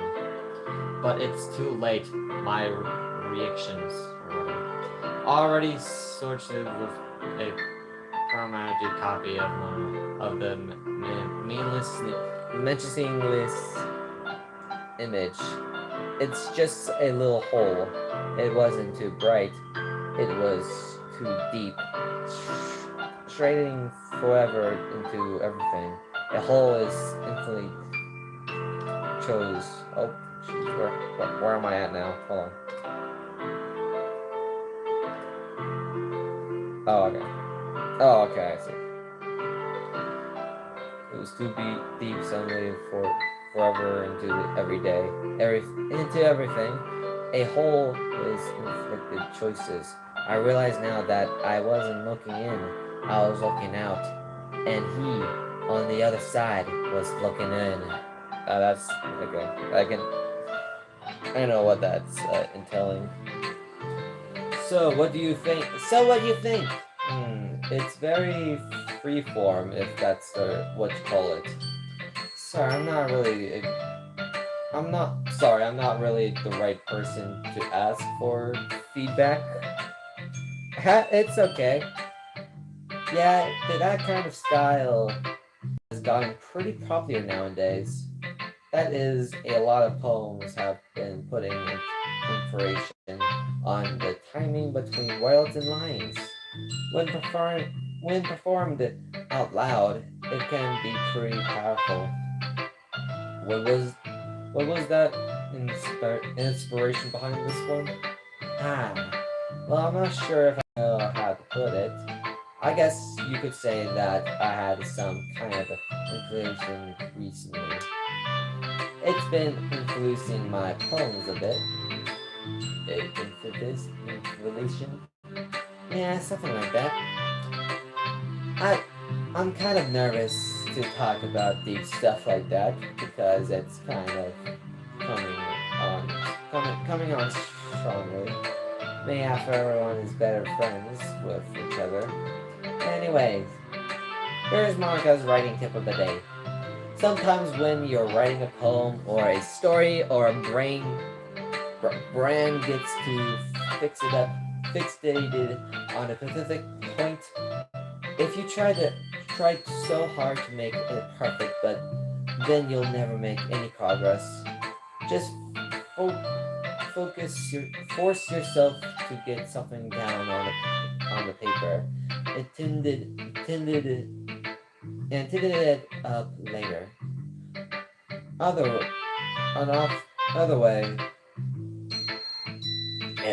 Other way to think about this is if you keep your pen in the same spot for too long, you'll just get a big dark puddle of ink. So just move your hand and go with the flow. That's my advice for today. Thanks for listening. More like reading. Oh god, I made it blurry. You unlock Monica's first poem. Cool. Phew. I guess that's everything, or everyone. I glance around the room. That was a little more stressful than I anticipated. Whoa. Is it as if everyone is judging me for the method writing abilities? Even if they're just being nice, there's no way my poems can stand up for theirs. This is a literature club after all. I sigh. Oh no, I have hiccups now. I guess that's what I ended up getting myself into. Across the room, Sayori and Monica are happily chatting. My eyes land on Yuri and Natsuki. They gently express sheets of paper, sharing their respective poems. As they read intended, I watch each of their expressions change. Natsuki's eyebrows frown in frustration. Meanwhile, Yuri smiles sadly. What's going on with this English? Huh? Did you say something? Oh, It's nothing. Natsuki then returns to the poem to the desk with one hand. I guess you could say it's fancy. Thanks. Yours is cute. cute? Do you completely miss the symbolism or something? It's clearly about the feeling of giving up. How could that be cute? I know that. I just meant the Langlish, I guess. I was trying to say something nice. You mean you have to try that hard to come up with something nice to say? Thanks, but it really didn't come nice at all. Well, I do have a couple of suggestions. If I was looking for suggestions, I would have asked someone who actually liked it. Which people did, by the way. Sayori liked it, and Idiot did too. So, Some, idiot comes off in, funniest points, but sometimes it doesn't work, so I don't know. Maybe Waluigi would have been the best choice. so based on that, I generally give you some suggestions of my own. First of all, Excuse me. I appreciate the offer, but I've spent a long time appreciating my writing style. I don't expect it to change anytime soon, unless of course I come across something practically inspiring. My name is Idiot. My name is Idiot. I made the idiot. I didn't expect to change everything or this, which I haven't yet. An idiot liked my poem too, poem. He even told me he was inspired by it. Natsuki suddenly stands up. oh, I didn't realize you were so invested in trying to impress our new member, Yori. That's not why. You just. Yuri stands up as well. Maybe you're just jealous that idiot appreciates my advice more than he appreciates yours. Huh? And how do you know that? How do you know that he didn't appreciate my advice more? Are you that full of yourself? Get toy for you, Jazzware plush. If I can find it, actually. Yeah, if I can find it. I'm not sure if I will order it. But if I can find it in, stores, then I'll probably get it. No. If I was full of myself, I would deliberately go out of my way to make everything I do overly cute. You! Is everyone okay? Well, you know what? I wasn't the one whose boobs magically grew a size bigger as soon as idiots started showing up. Natsuki. Natsuki, that's a little... This isn't involves you. I don't like fighting, guys. Suddenly, both girls turn towards me as if they just noticed I was standing there. Idiot.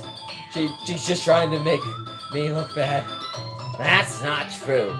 She started it. If she could get over herself and lean to appreciate that simple writing is more infected, whatever, then this wouldn't have happened in the first place. What's the point in making your poems all convoluted for no reason? I'm getting fancy with my words. And meaning just jump out of the reader, not force them to figure it out. Help me explain that to her, idiot. Wait. There is a reason we have so many deep and expressive words in our English.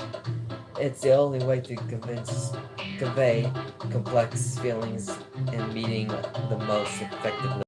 Avoiding them is not you only unsuccessful, limited yourself. It's also a waste. You understand that, right, idiot? Well, How'd I get dragged into this in the first place?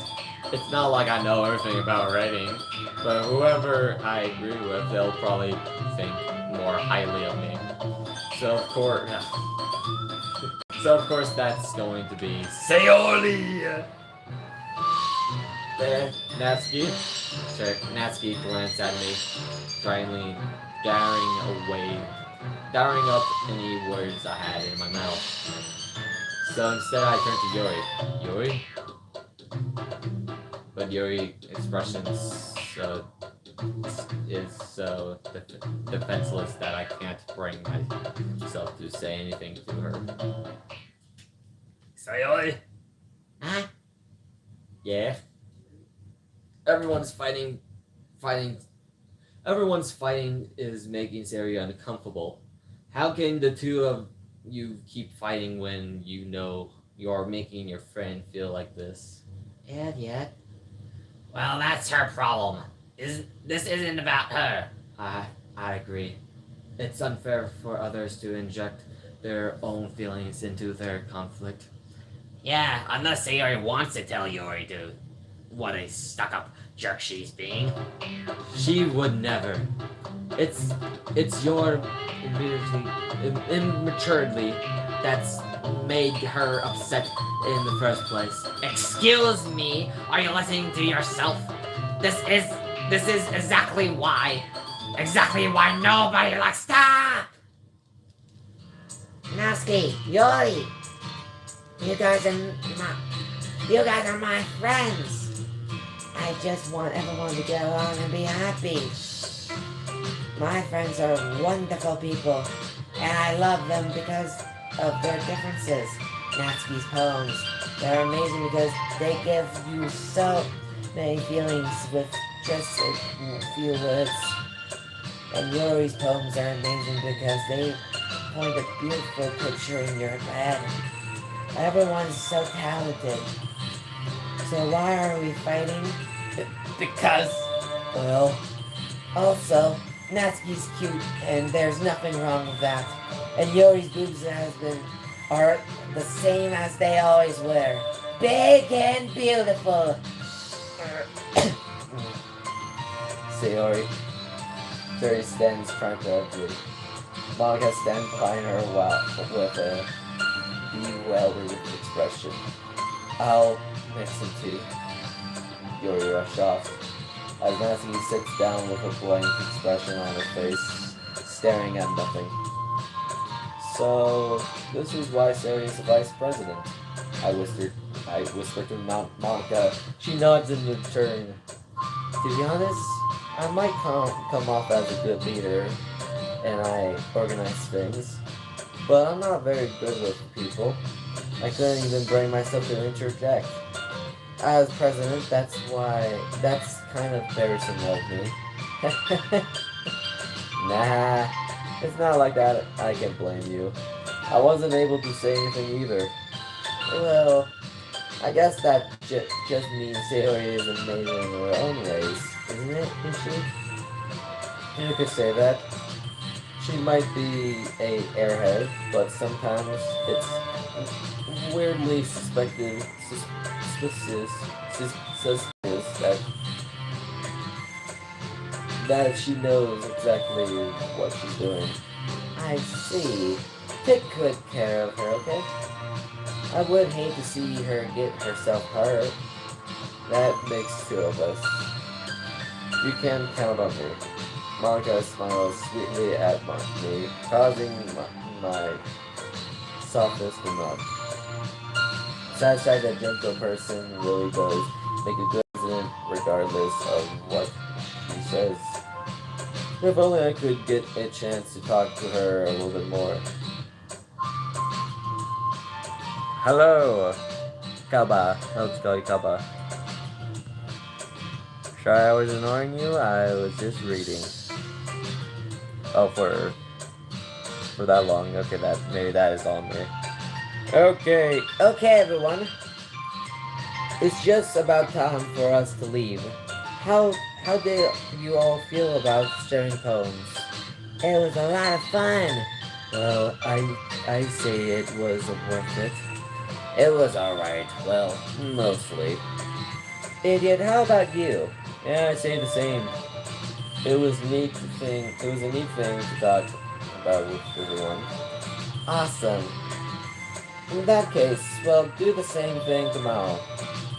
And maybe you learn something from your friends too. So your poems will turn out even better. I think to myself, did I learn a little bit more about the kinds of poems everyone likes?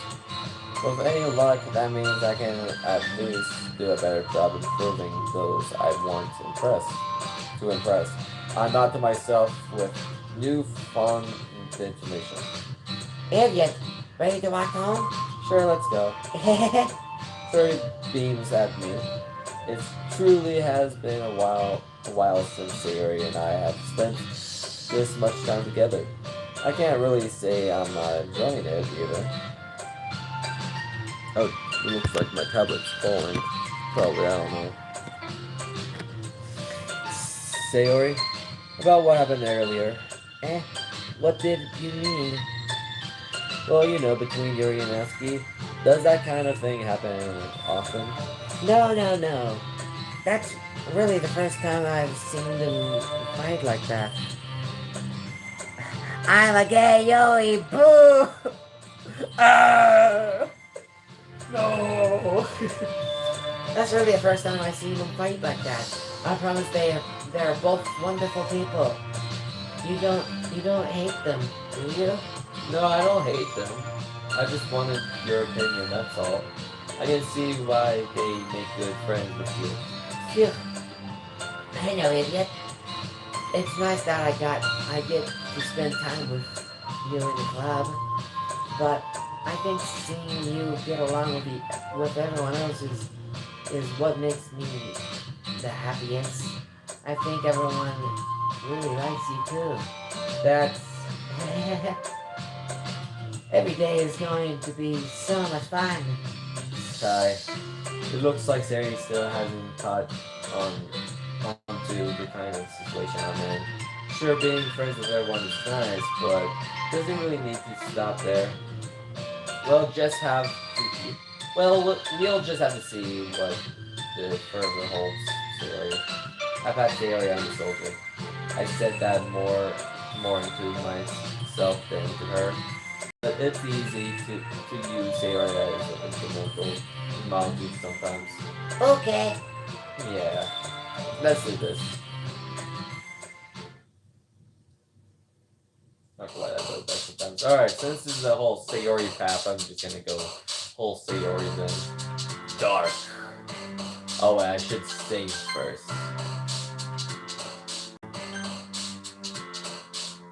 Definitely not much though. Oh! Melody, dang it. Okay. Alone. Time? Really? Okay. Oh no. Friends! No, that's nasty.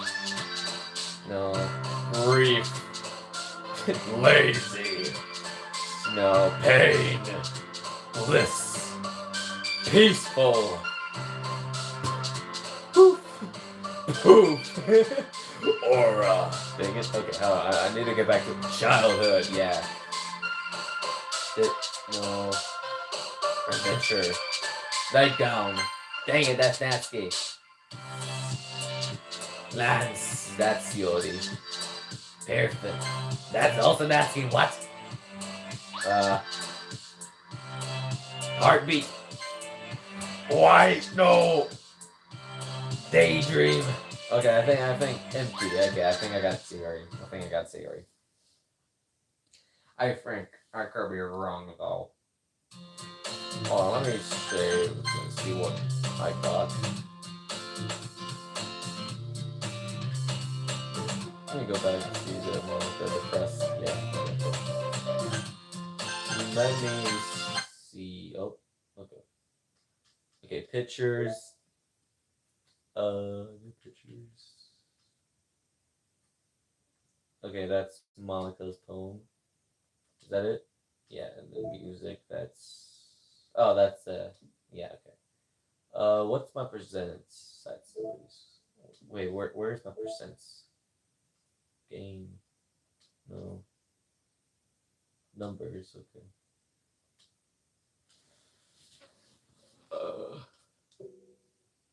No, I do not want to reset. Pictures, settings. 13% now. That's getting higher now. That's nice. Alright, 13%. Oops. Oh, brother, this guy stinks. Alright. Wow, it's almost been 2 hours. Okay, let's do this. Another day passes and it's time for the club meeting already. Settings. Nice, Fred Pin. I've gotten a little bit more comfortable here over the past couple of days. Entirely, the club room is usually since greets me. Hi, idiot. Yo, Sayori. Looks like you're in a good mood today. I'm still I'm in the club room. You being in the club room, that's all. I see. That's a pretty simple thing to get you in the good mood. But I guess it's always the simple things you like anyways. Speaking of which, I'm kinda hungry. Will you come with me to buy a snack? No thanks. That's not like you at all. I have my reasons. Why don't we take a look in your purse, Sayori? Why that? All of a sudden. No reason, really. I just wanted to look at it. Sayori nervously reaches her coin perch. She pulls with her lunch and gets it open. Then she turns it upside down and lets it context spill into the desk. Only 2 small coins fall out. I knew it. I can see right through you, Sayori. That's not fair. How do you even know? It's simple. If you have enough money in the first place, you would have bought the snack before coming in the classroom. So either you're not hungry and want an excuse to talk with me, or walk, or you plan to completely forget that you spent all your money so that I would lean you some. But there is one more thing. You're always hungry. And so that only leaves the one option. Wah! Don't make me feel guilty. If you feel guilty, that means you deserve to feel guilty. Yuri suddenly giggles. Huh? I didn't even notice that she was listening in. Her face is in the book as always. I wasn't listening or anything. It was just something in my book. Yuri, tell you to let me borrow some money. Don't get me involved like that, Sayori. Besides, you should only buy what you can responsibly afford. And frankly, after pulling a mischievous little stunt like that, your suffering is fair enough reasonably. Did I just... I didn't mean that. I got too absurd into my book. Ooh. I really like when you speak your mind, Yuri. It doesn't happen much, but it's fun inside of you. There's no way you could think that. You were right, though. I did something bad, and now I have to accept the revelation. Revolution. That. Still coming from you, Sayori.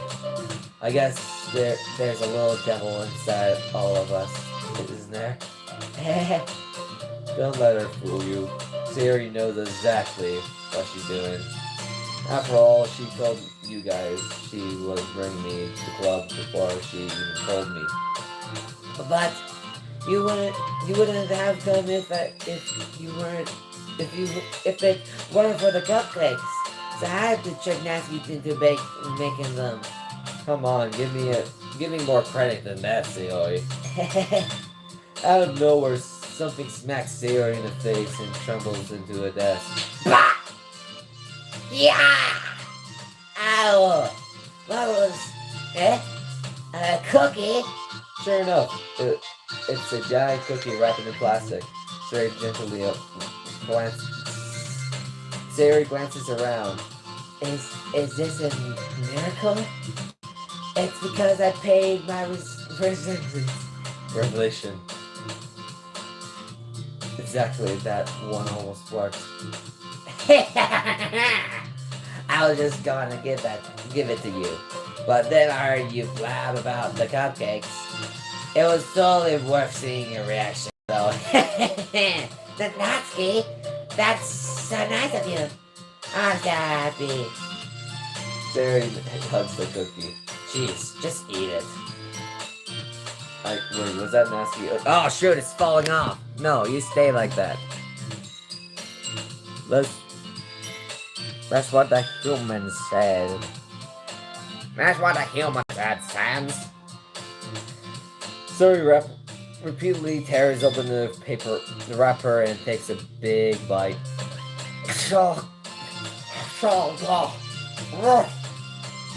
Sayori suddenly clumps her hands over her mouth. I burned my tongue. You're going for a lot over just a cookie. Yeah, that's better. Natsuki takes a bite of her own cookie. Yours look really good too, Natsuki. Can I try it? Jeez, beggars can't be choosers. But yours is chocolate. Yeah, why do you think I gave you that one? Fine. So I'm really happy that you shared this one with me. Check this card, Ethan. I share 4 poems, words for you. Alright, hold on. So I'm really happy you shared this one with me. Alright, let me pull it up. There's one. Stop. Oh, I see. So many perfect words. Oh, that's right. For like the true ending. If I'm only getting, if that's right? That too, okay. Yeah, I'll go through all of that later. Maybe, at least once I get through like the normal paths and like replaying this part specifically. Just to get through the Yuri path and then Natsuki, and then I think that'd be it. Suri gets out of her seat and goes behind Natsuki, then wraps her arms around her. Jeez. I get it. Cookie still in hand, Natsuki reaches up to the nudge Sayori offer her. Sari suddenly leans down and takes a bite of bite out of Natsuki's cookie. Do you seriously just do that? Mouthful, Sayori floats away safely. Yuri and I laugh as well. Jeez, you're such a kid sometimes. Monica, can you tell Say? Natsuki glances around. Monica is in her classroom. Or clubroom. Ugh. Where's Monica, anyways? Good question. Have any of you heard anything about her being late today? Not me. Yeah, I haven't either. That's a bit unusual. I hope she's okay. Of course she's okay. She's probably just had something to do today. She's pretty popular after all. You don't think she has a... I wouldn't be surprised. She's probably more dispellical than all of us combined. That's true. Excuse me? Suddenly the door swings open. Sorry, I'm super sorry. Ah, there you are. Didn't mean to be late. I hope you guys weren't worried or anything. Monica, you choose the club over her boyfriend after all. You're so strong-willed.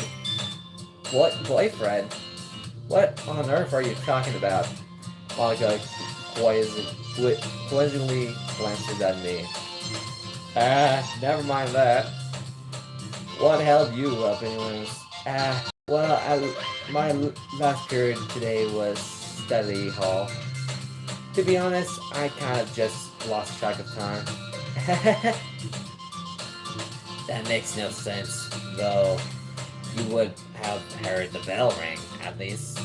I must not have heard it since I was practicing piano. Piano? I wasn't aware you played music as well, Monica. I don't really. I kinda just started recently. I've always wanted to learn piano. That's so cool! You should play something for us, Monica. Monica looks at me. Maybe once I get a little bit better, I will. Yay! That sounds cool. I'd also look forward to it. So is that so? In that case, I won't let you down, idiot. Monica smiles sweetly. I didn't mean any pressure or anything like that. Don't worry. I've been practicing a whole lot recently. And I really love the chance to share once I'm ready. I see. In that case, best of luck. Thanks. So I didn't miss anything, did I? Not really. I choose to leave out Sayori's mischievous escape.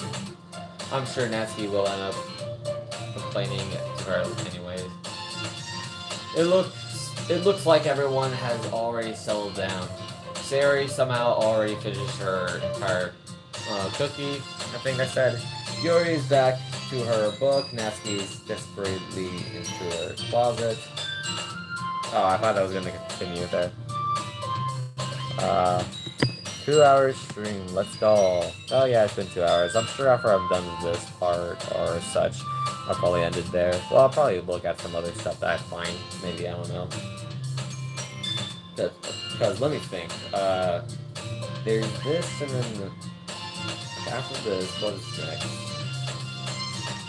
I don't think we're gonna get any other next, do we?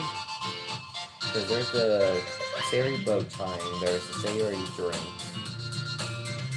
Is there another Sayori thing? Or like, is she just gonna be like later doing something important and we're just gonna have to be forced with the other girls or something? I don't know. Idiot! Sayori suddenly comes up to me. I'm going to get some supplies for the entire classroom. Want to come with me? Supplies? For what? Well, you know how the festival is coming up. me and Monica were gonna make some posters and stuff. So I need to go find some crayons and markers and glue sticks. Ah, I see. Sure, I'll go with you. Yay! Okay, Monica, we'll be back soon. Ah, are you going with Idiot to get the supplies? There's no need to trouble yourself. I'd be happy to go with you, or go with him. Oh, but I wanna go. It's so much fun exploring empty classrooms and stuff. Okay. It was just an exception. See if you can find poster papers too, okay? Okay. Ready, idiot? Yep, let's go.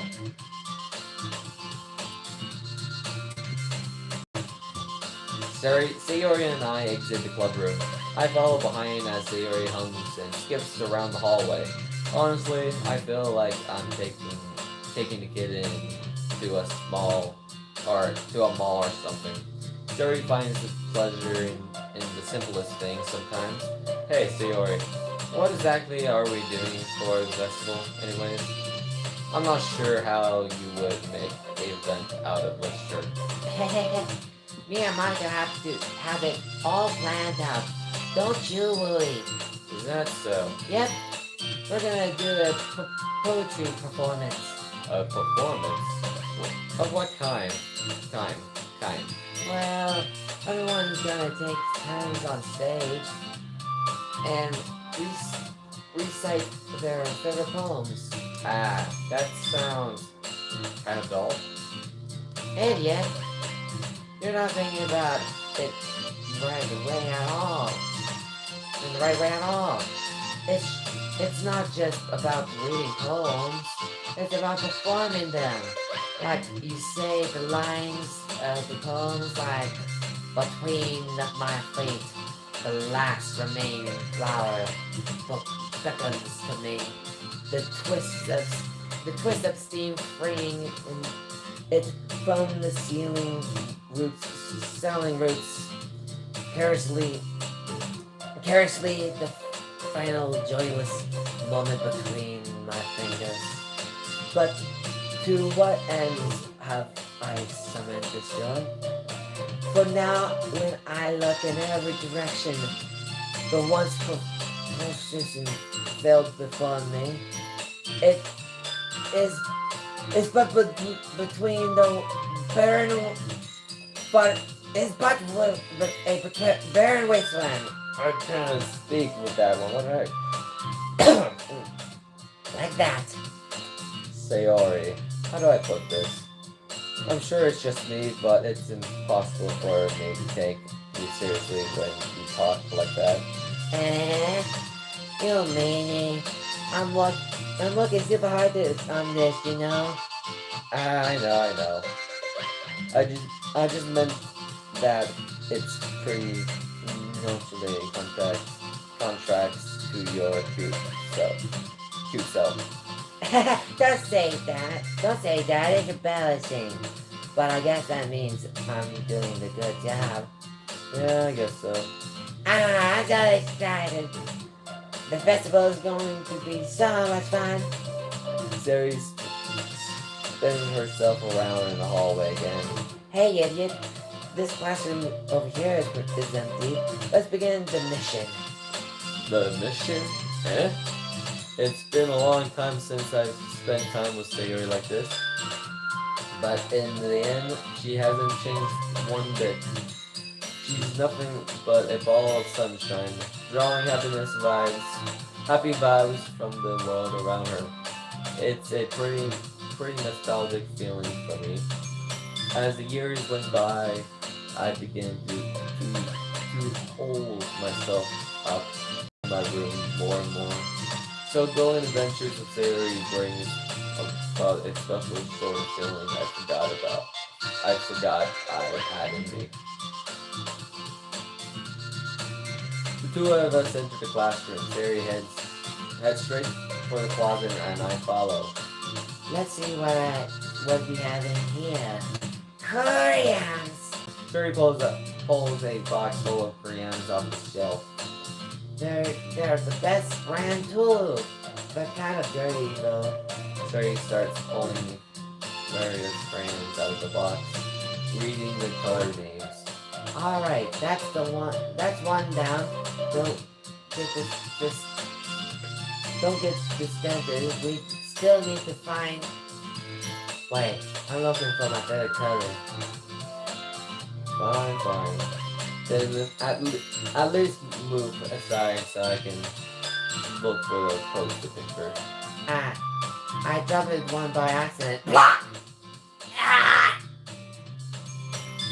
Sari bends over her. Sari bends and smacks her forehead right into the shelf. She falls to the floor and the crayons spill all over her lap.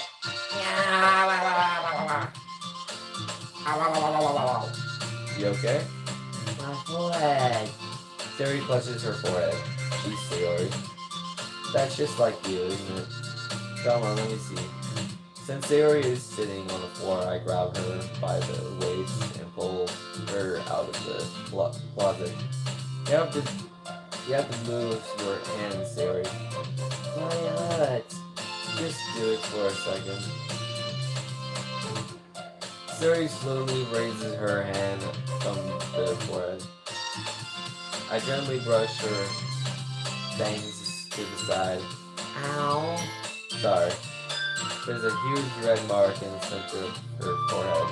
A bump is starting to form as well. Man, that's gonna swell up. I should find some ice. Use some ice. Hey, yeah. Where would I even find ice around this time? I guess a cold drink would do.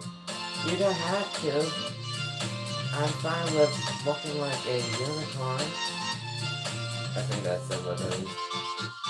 Even with the pain, Sari makes a silly joke. that was my voice is done. What are you saying? I'll be right back, okay? Oh, okay. I pat Sayer on the soldier and ran out into the hallway. The local is nearby the vending machine. What should I get? It doesn't really matter since it will be used as a ice pack rather than a drink. But I know Sayori likes apple juice, so I purchased that one. In just a moment, I'm already returning in the classroom where I left Sayori. She has one palm on her forehead and is using the other hand to clumsily scoop the crayons back into the box. At least they were already in the wrong spots before I spilled it them. Sayori here. I hand Sayori a bottle of apple juice. It's nice and cold. Sayori opens the cap and starts drinking it. Sayori, what are you doing? It's for your forehead, you idiot. Sorry, I forgot. How hard did you hit your head? Sayori places the bottle against the bump on her head. It stings. It stings. Just bear with it. It'll be better soon. Looks like you cleaned up most of the crayons, so that's good. Hey, idiot. This kind of reminds me of you. Reminds you of growing up, doesn't it? What do you mean? You know how we used to play outside all the time? You would always try to keep up with. I would always try to keep up with you. You were kind of obsessively in some ways. Like you usually fell behind or had trouble climbing on the things you did. But sometimes when I tried to do things I couldn't, I would got myself hurt. I fall and scrape myself and get bumped. And I would start crying really hard. And you would rush over as quick as you could. you would try really hard to get me to stop crying. It was almost like you blame yourself and you're and were afraid of getting in trouble if someone found out, even though it really wasn't your fault at all, you know? Did I really do that? Yeah, don't you remember? Come to think of it, maybe I do remember a bit. I guess I always so focused on my own games, I didn't really pay enough attention to you. So in a way, it was my fault. Kind of like this time too. If I wasn't rushing you out of the closet, you probably wouldn't have hit your head. Yet. I don't think you realize it, but you're always thinking about other people. Even after all these years. You're rushing to help, even though I'm just being clumsy. You're already a sweetheart. Don't call me that. And I don't really do this kind of thing all the time. I guess when it comes to you, it just feels natural. Before I even know it, I'm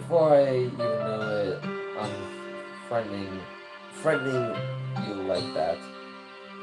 I guess that's what happens when you've been friends for so long. Really? Maybe you're right. Idiot. I'm so glad that nothing's changed between us. Do you think it'll be like this forever? Forever? If I'm being honest with myself, there's no telling where we'll car from. Each end up for college or after that. So it wouldn't be fair for me to make any promises. But, well, I hope so. It's been this long already, right? I can't imagine you ever changing, so my hopes are up. I'm so happy. Sorry I have a whimsical expression in my eyes. We remain silent for a moment.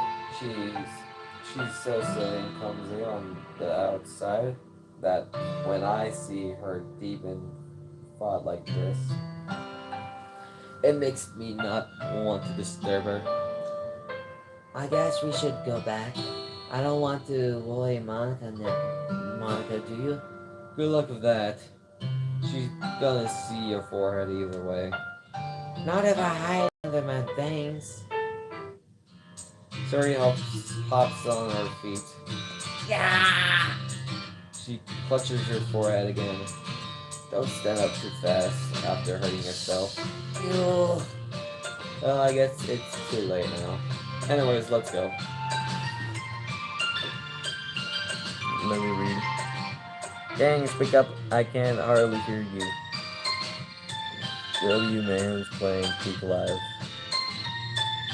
I follow Sayori out in the classroom. Sayori plays with her bangs. Or plays with her bangs to try to hide the bump. But without much success.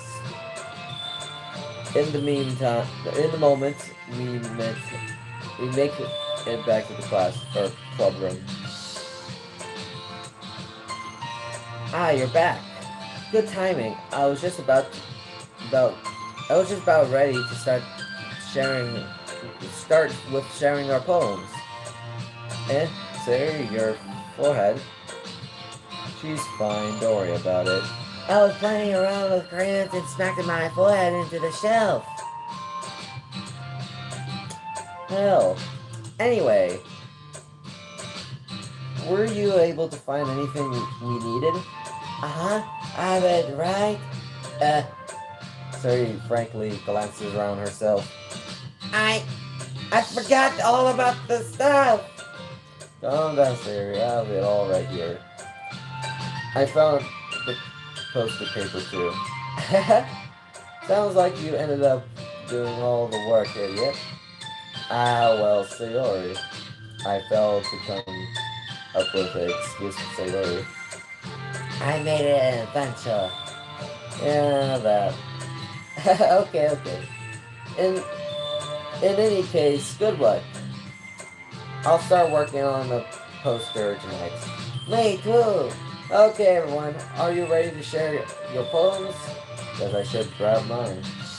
After sharing some, after making sure the crayon box is closed tightly, I return to my seat. Who should I? Okay. Okay. I guess we'll just go down the line. I guess. Idiot, I really love your poems. I can't believe you've been hiding these from me.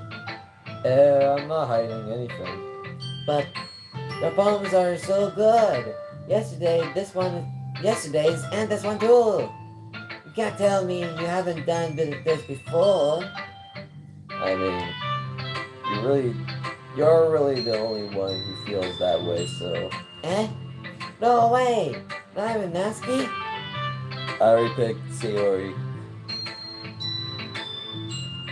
Well, I guess Natsuki is the least likely to admit how much she likes something. But I don't think it's that. What do you mean? Well, I guess I'll be honest about it. It's a lot easier to write poems when I'm thinking about you. Eh? What? Stop thinking weird things, idiot. I just mean that you're a really expressive person, I guess. How am I supposed to write poems about my own stupid life? But you somehow make everything in your life an adventure. Even the little things. Like cooking. Let's not talk about that. So yeah, I guess what I'm saying is that I can feel more feelings through you than I can through myself. I look at the 10 lights. Well, for me it's 9, but I'm sure it's differences. We have that kind of weird connection.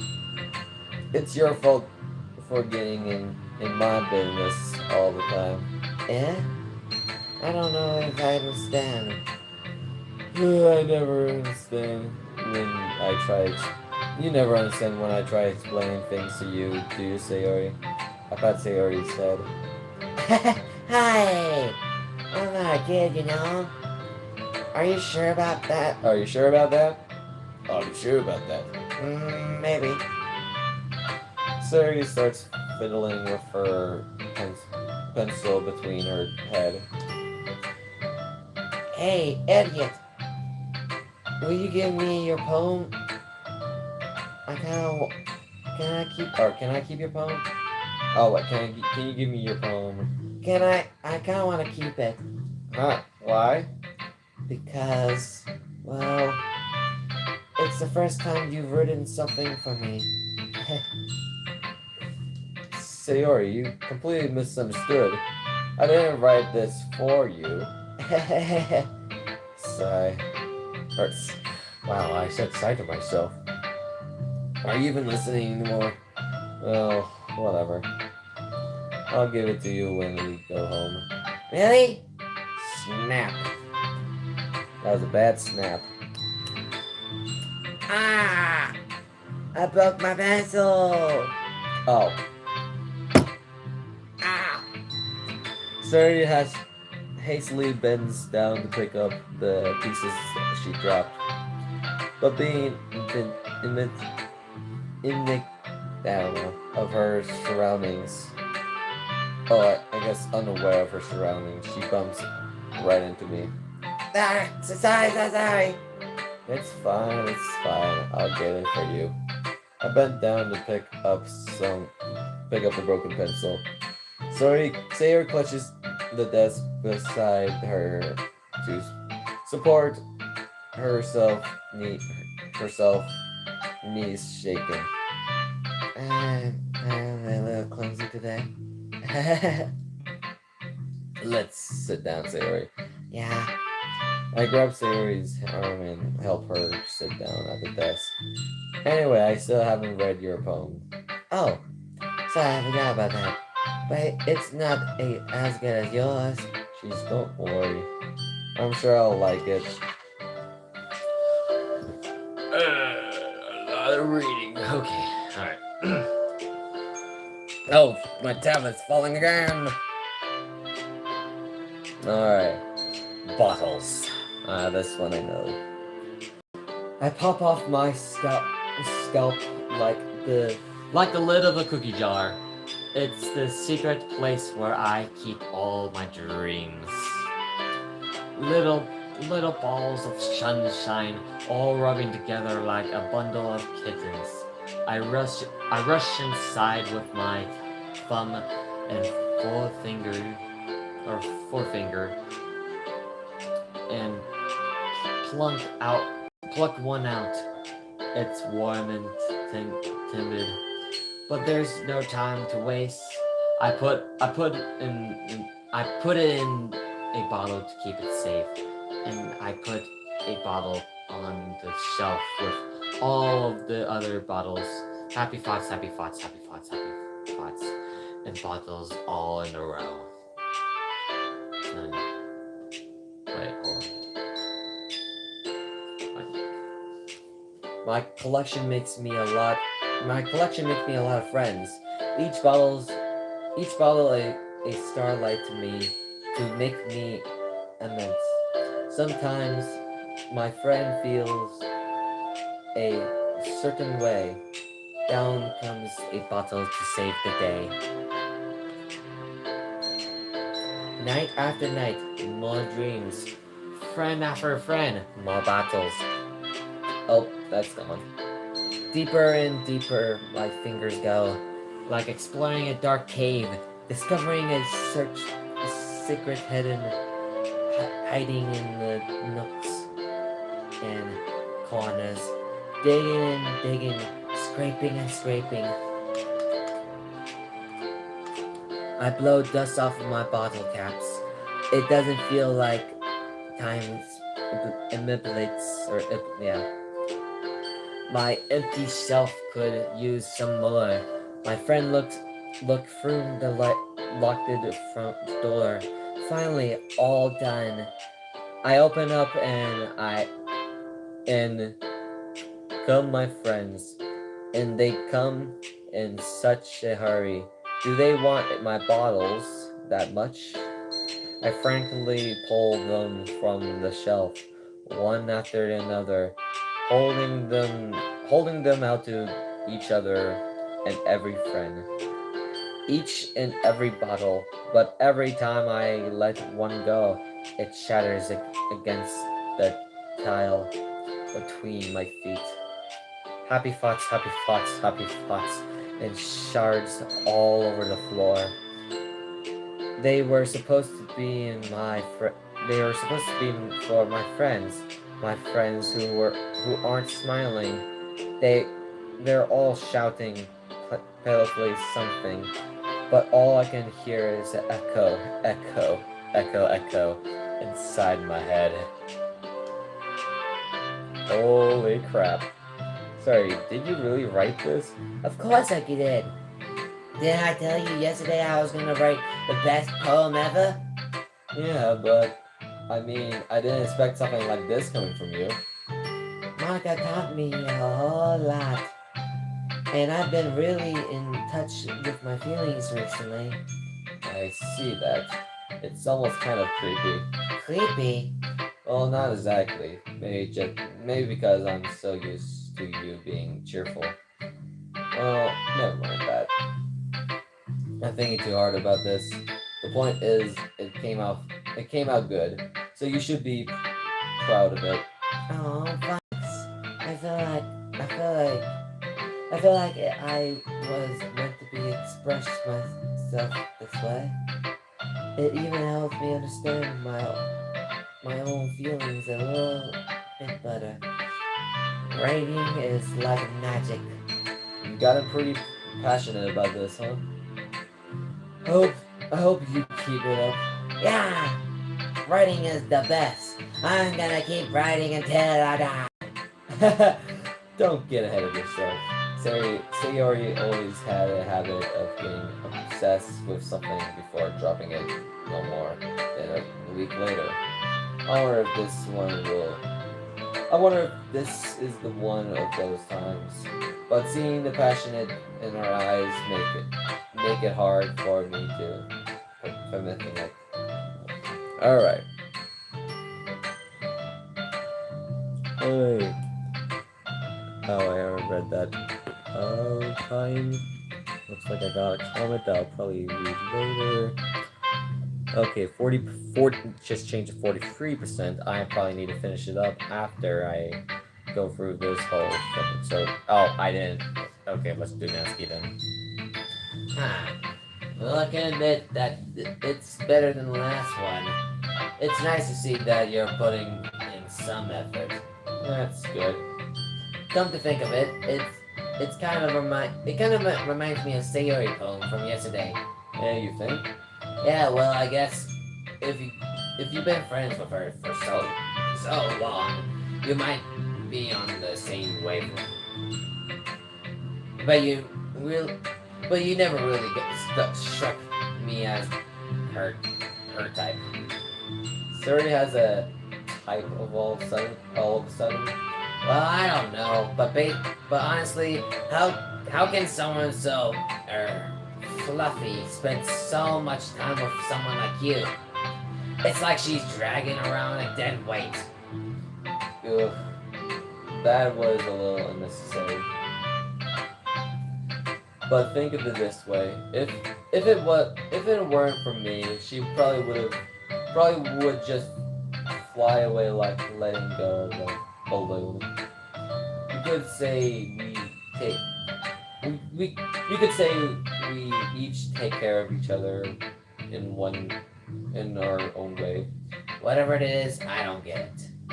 Oh yeah, I guess I'm supposed to show you my poem. Here.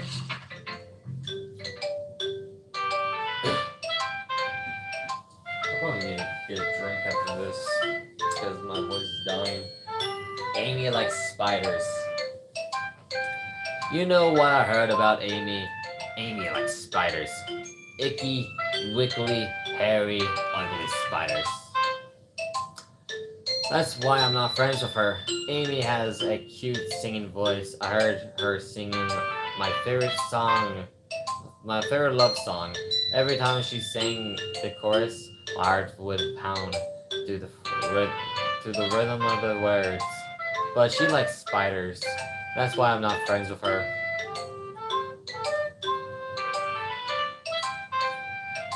One time I hurt my leg really bad. Amy helped me up and took me to the nurse. I tried not to let her touch me. She likes spiders. So her hands are probably gross. That's why I'm not friends with her. Amy has a lot of friends. I always see her talking to people. She probably talks about spiders. What if her friends start to like spiders too? That's why I'm not friends with her. It doesn't matter if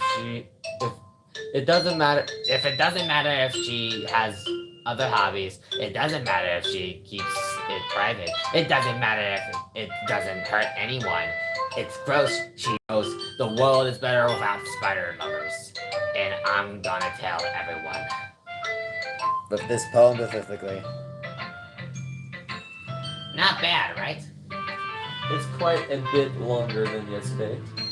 Yesterday's was just way too short. I was just warming up. I hope I didn't think that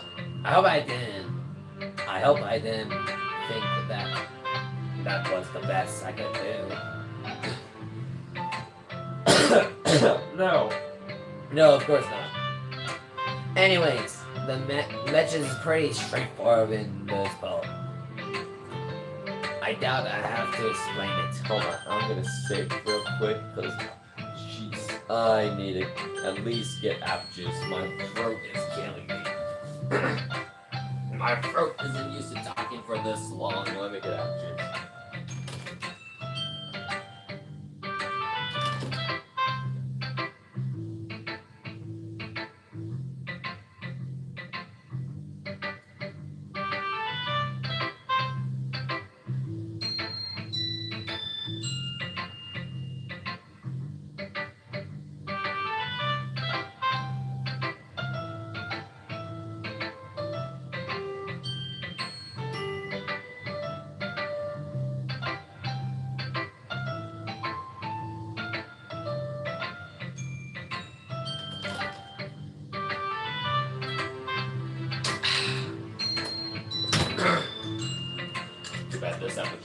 feels empty. Anyways. I doubt I had to explain it. Sometimes you can explain complicated issues with much simpler analogies. If it helps people recognize or realize how stupid they're being, like anyone would agree that the subject of this poem is a annoying jerk. Do you know people like that? Of course, it's about how everyone thinks that doesn't matter. It can be about anything. I wrote it to be easy to relate to. Everyone has some kind of weird hobby or a guilty pleasure. Something that you're afraid of people finding out. They make fun of you or think less of you. But that just makes people stupid. Who cares about someone likes as long as they're not hurting anyone? It makes them happy. Ugh. I think people really need to learn to respect others like weird things. Well, you're definitely right. At least I can relate to that. I'm sure a lot of other people can too. It's not I do best after all. I don't like writing unless there's a good message to take away from it. Like conventioning your emotions is important, but I want to make people think, not just feel. Remember that. I'm not gonna write a good poem for tomorrow too. So look for. Oh wait, I read that wrong. I'm gonna write a good poem, a good one for tomorrow too. So look forward to that. Oh man, where do you go? Oh, I went to again to get some apple juice. My throat is killing me. It's not used to talking like this for a good bit now. Hopefully Yuri and Monica's voice should not be as bad as, or not as raspy, I should say.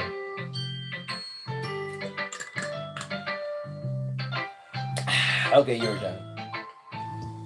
Probably need to bring up the wiki so I can read her poem. Raccoon with it. Let's see what you wrote in for today. Well done, idiot.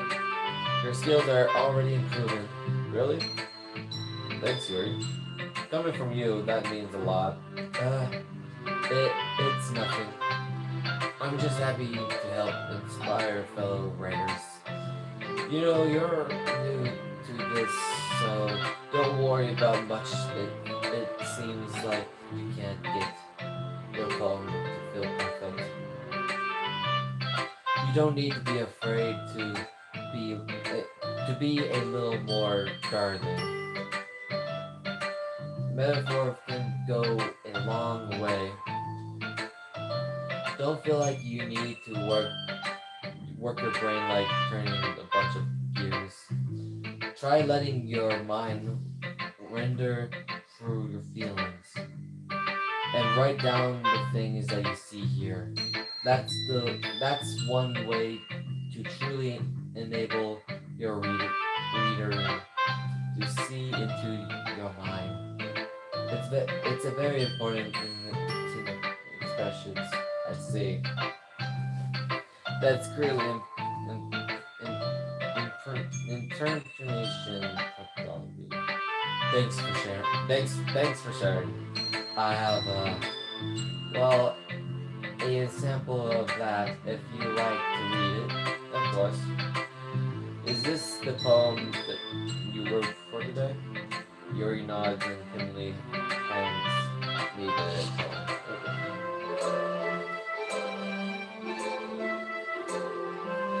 Feel raccoon. All I have to say in a fancy voice is it's a raccoon, a lot of things. Okay. It happened. Hold on. It happened in the dead of the night while I was sickling bread for a guilty pleasure. My attention was caught by some sketching of a raccoon outside my window. That was, I believe, the first time I noticed a strange spectacle as an unfortunate human.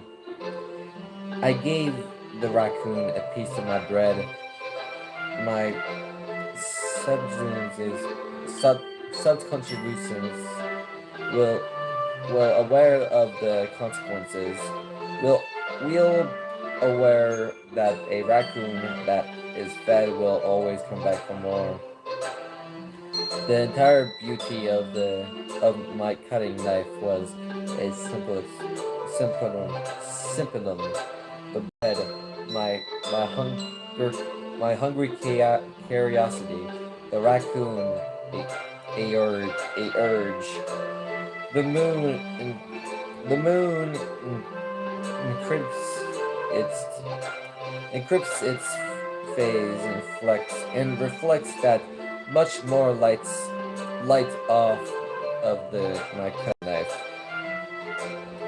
The very same light that glances in the eyes of the raccoon friend. I slice the bread fresh and soft. The raccoon becomes excited, or perhaps I'm merely projecting my emotions into the newly satisfied animal. The raccoon has taken the following me. You could say that we've gotten quite used to each other. The raccoon becomes hungry more and more frequently, so my bread is always handy.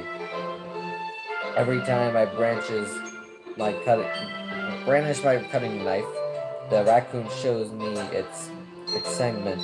A rush of blood, classic continuing. I slice the bread and I feel myself again. That could be something related to cutting addiction or such. Deep stuff.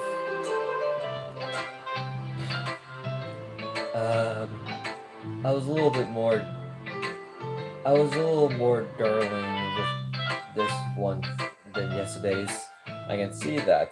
It's like a whole more it's like more metaphorical. I don't know if it's my fault, but I can't begin to imagine what this poem is about. Yeah, that's right. Yeah, that's right. It's a bit closer to my preferred writing style. Using a poem as a canvas to express inventing, imagining, and conveying emotions through them. Yeah, if I took it a face valid, then I can't even figure out what it's supposed to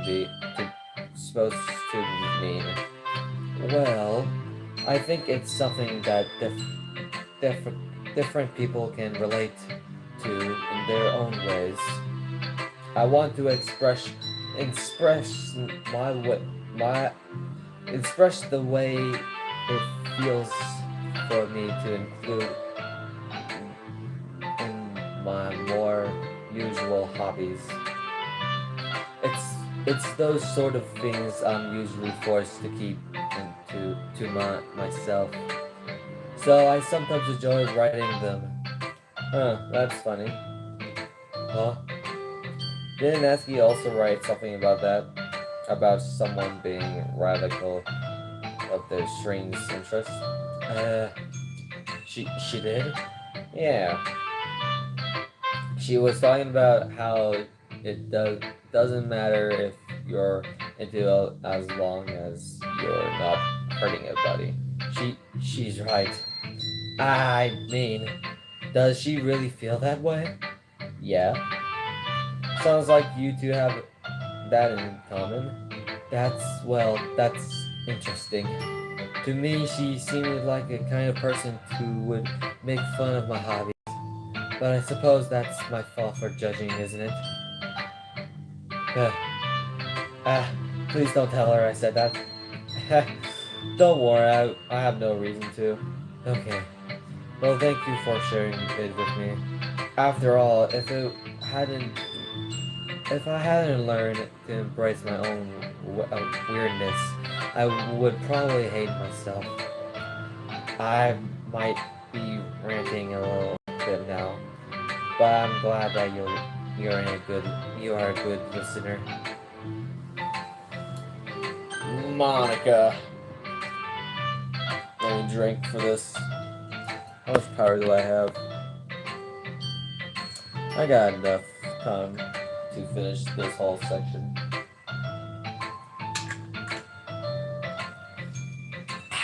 Hi again, idiot. How's the writing going? Alright, I guess. I'll take that. As long as it's not going bad, I'm happy that you're applying yourself.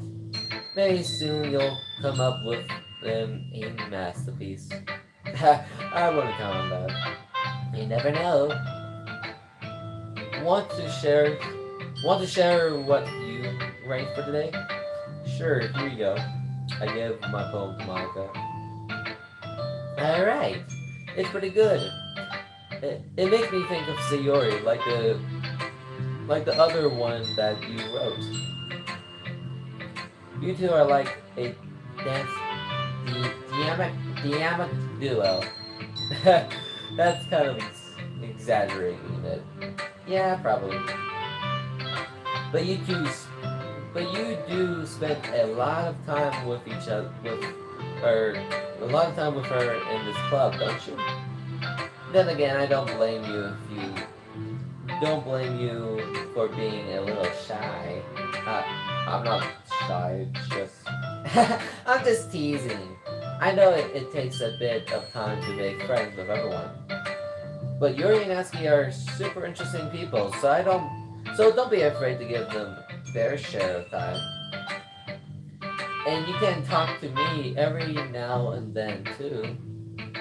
I'm not like unprofessional or anything. No, it's nothing like that. I'm just still getting used to the play. I'm just still getting used to being here, that's all. Yeah. I'm sorry if I was putting pressure on you or something. I really didn't mean it like that. No, don't worry. I get what you're saying. Well, alright. But anyway, you want to read my poem now? I like the way this one turned out, so I hope you do too. Alright, let's take a look. Let me drink. Save me. Save me. Hold on, quick. Fix my bed real quick.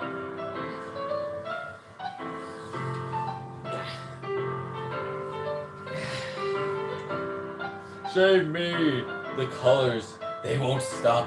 Bright, beautiful colors, flashing, expandingly pitching. Red, green, blue, endless.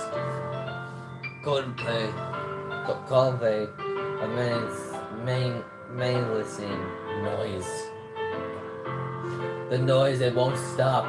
Violent, growing waveforms, squeaking, or Yeah, I think that's. Wait, no. squeaking, screeching, piercing, sense, causing. Dang it. Playing a chalkboard into a chalkboard on a. Like playing a chalkboard on a fun table. Like playing a violin on a piece of crust. A endless poem of meaningless. Loaded me. What do you mean, load you? I should do something about your file then if you're just gonna be like that. I'll see what that means. I'll load you. Maybe. Side stories. Oh, okay, unlock that, I guess. Oh, okay, unlock the... I'm just trust, understanding, files. Oh, let me look at pictures. I'm assuming that I unlocked the Sayori one. Yeah, I think. No, I probably unlocked more poems.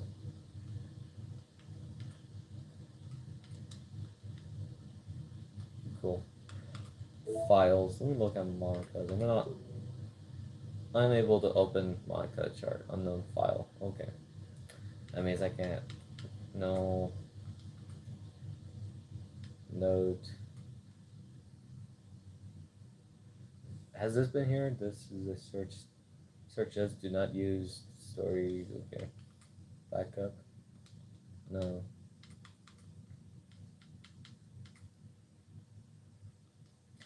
Those are.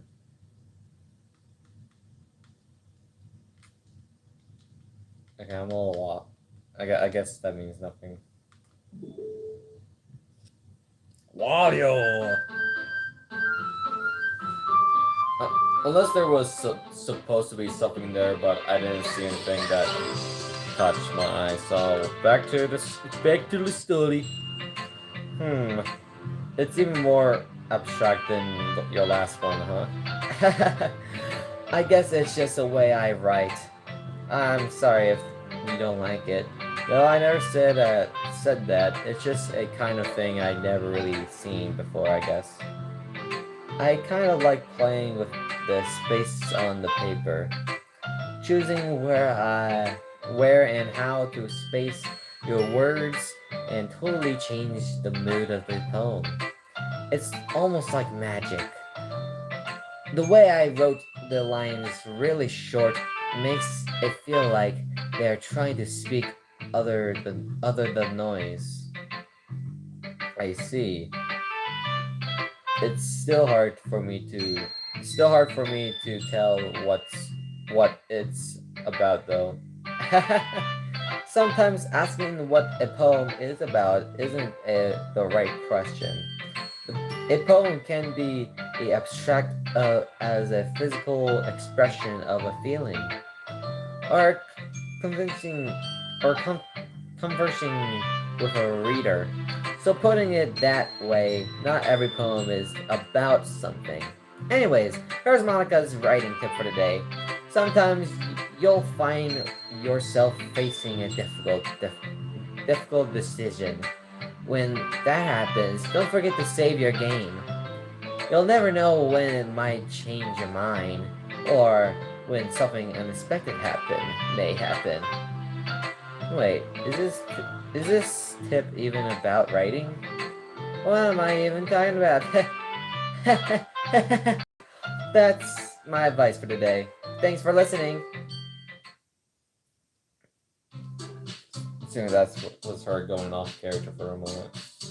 Okay, everyone. We're all done reading each other's poems, right? I have something extra planned for today.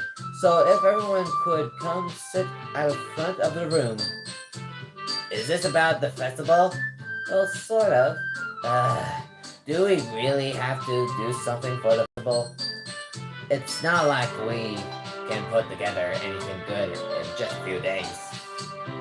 We'll just end up embarrassing ourselves instead of getting any new members. That's a certain of mine as well. I don't really do well with last minute preparation. Don't worry so much. We're going to keep it simple, okay? We won't need much more than a few directions. Sayer has been working on posters, and I've designed some pallets we can give out during the event. Okay, that's great and all, but that doesn't tell us what we're actually going to be doing in the event. Ah, sorry, I thought you heard about it already. We are going to be performing. Performing? Monica. Yeah, we're going to be having a poetry performance. Each of us are going to choose a poem to recite during the event. But the cool part is we're also going to let anyone else come up for a receipt poem too. Sayori's putting it all the posters in case anyone wants to prepare ahead of time. Sayori, who begins to color in the posters, holding it up for us to see. Are you kidding me, Monica? You didn't even already started putting those posters up, did you?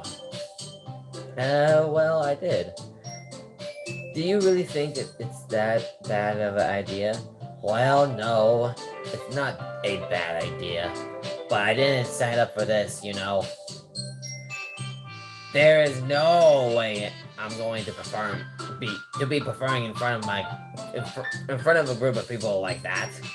I agree with Natsuki. I could never in my life do something like that. Imagine it, Yori shakes. Imagining it. Yuri shakes her head in fear. Guys? No, Sayori. I understand where they're coming from. Remember that Natsuki and Yuri have never shared their poems with anyone until just a couple days ago. That's a lot to ask for them to recite their poems out loud to the whole room full of people. I guess I kind of overlooked at that. I'm sorry. But I still think we should give it our best. We're the only ones responsible for the fate of this club. If we start the event and each put up a good performance, then it will inspire others to do the same. And more people who perform and more oh, I gotta read this. And the more people who perform, the better we'll be able to show everyone what literature is all about. Yeah. It's about expressing your feelings, being in time with yourself, finding new horizons, and having fun. That's right. And it's those reasons that we're all in the club today. Don't you want to share that with others? To inspire them to find the same feelings that brought you here in the first place? I know you do. I know we all do. And if all it takes is standing in front of the room for 2 minutes and reciting a poem, then I know you can do it. Natsuki and Yuri remain silent. Sherry looks worried. I guess that leaves me to no choice. I agree. I don't think it's too much to ask. I think that Sayori and Monica have been trying really hard to get new members. The least we can do is help them out a little bit. Well, maybe, but it looks like Natsuki doesn't have very much left. Ugh. Okay, fine. I guess I'll just have to get over it. Alright. Phew. Thanks, Natsuki. What about you, Yuri? Yuri dejectedly glances over at everyone else, except its fate. I guess I don't really have a choice. That's everyone. You're the best, Yuli. This club is seriously gonna be the death of me. Oh gosh. You'll be fine, Yuri. But anyways, let's move into the main event. I want each of you to choose a poem of yours. We're going to practice receiving them in front of each other. No way. Monica, this is too sudden. Well, if you can't receive your poem in front of the club, how do you expect to do it in front of strangers? Oh no. Don't worry. I'll start off with everyone feel a little bit more comfortable. Can I go next? Of course. Now let's see. Oh wait, it still continues? I thought that would be like the next day. Okay, I don't know if I have enough time to actually do this all. Monica flips through her notebook to the specific poem she has in mind for herself. Yeah, it's 12 a.m. She then stands behind the podium. Okay, I thought this part specifically was gonna be like the next day. No, okay. Let me put this in a slot free. Yeah, it's 12:15. And I would continue this, but first my voice is dying, and second, what was it? My tablet's at 33%, so yeah. I'm gonna leave it off there. But first you need to get some sleep. Yeah, I need also that as well. Let me look for the settings. I guess I can. No. I can make you smaller. Enable contact warnings. I think that's good. Which one should I turn off? Like, skip new things or such? I don't know.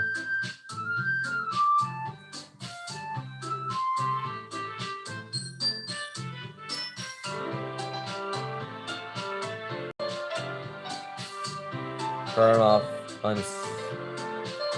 unseen text. Oh wait, what? Turn off unseen text. Okay. What is English? Okay, that's what I expected. Okay. Music, sound, volume. Oh, I gotta probably turn it down because it was a little loud. Oh, this should do. Okay, let me look around if there's anything new. No, nothing. No, that's side stories. Turn on the music at least. Or some music.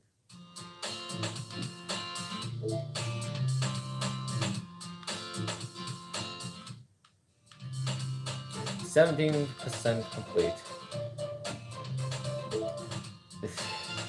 Day 1 of completing this game. I'm sure it's gonna at least take like 10 parts to complete this entire game. Or 100% it. Okay. That's gonna be it for me. So the next time I'm gonna be doing this, hopefully I'll be at least reaching at the end of like phase or act 1 of the thing. So bye bye. Good night.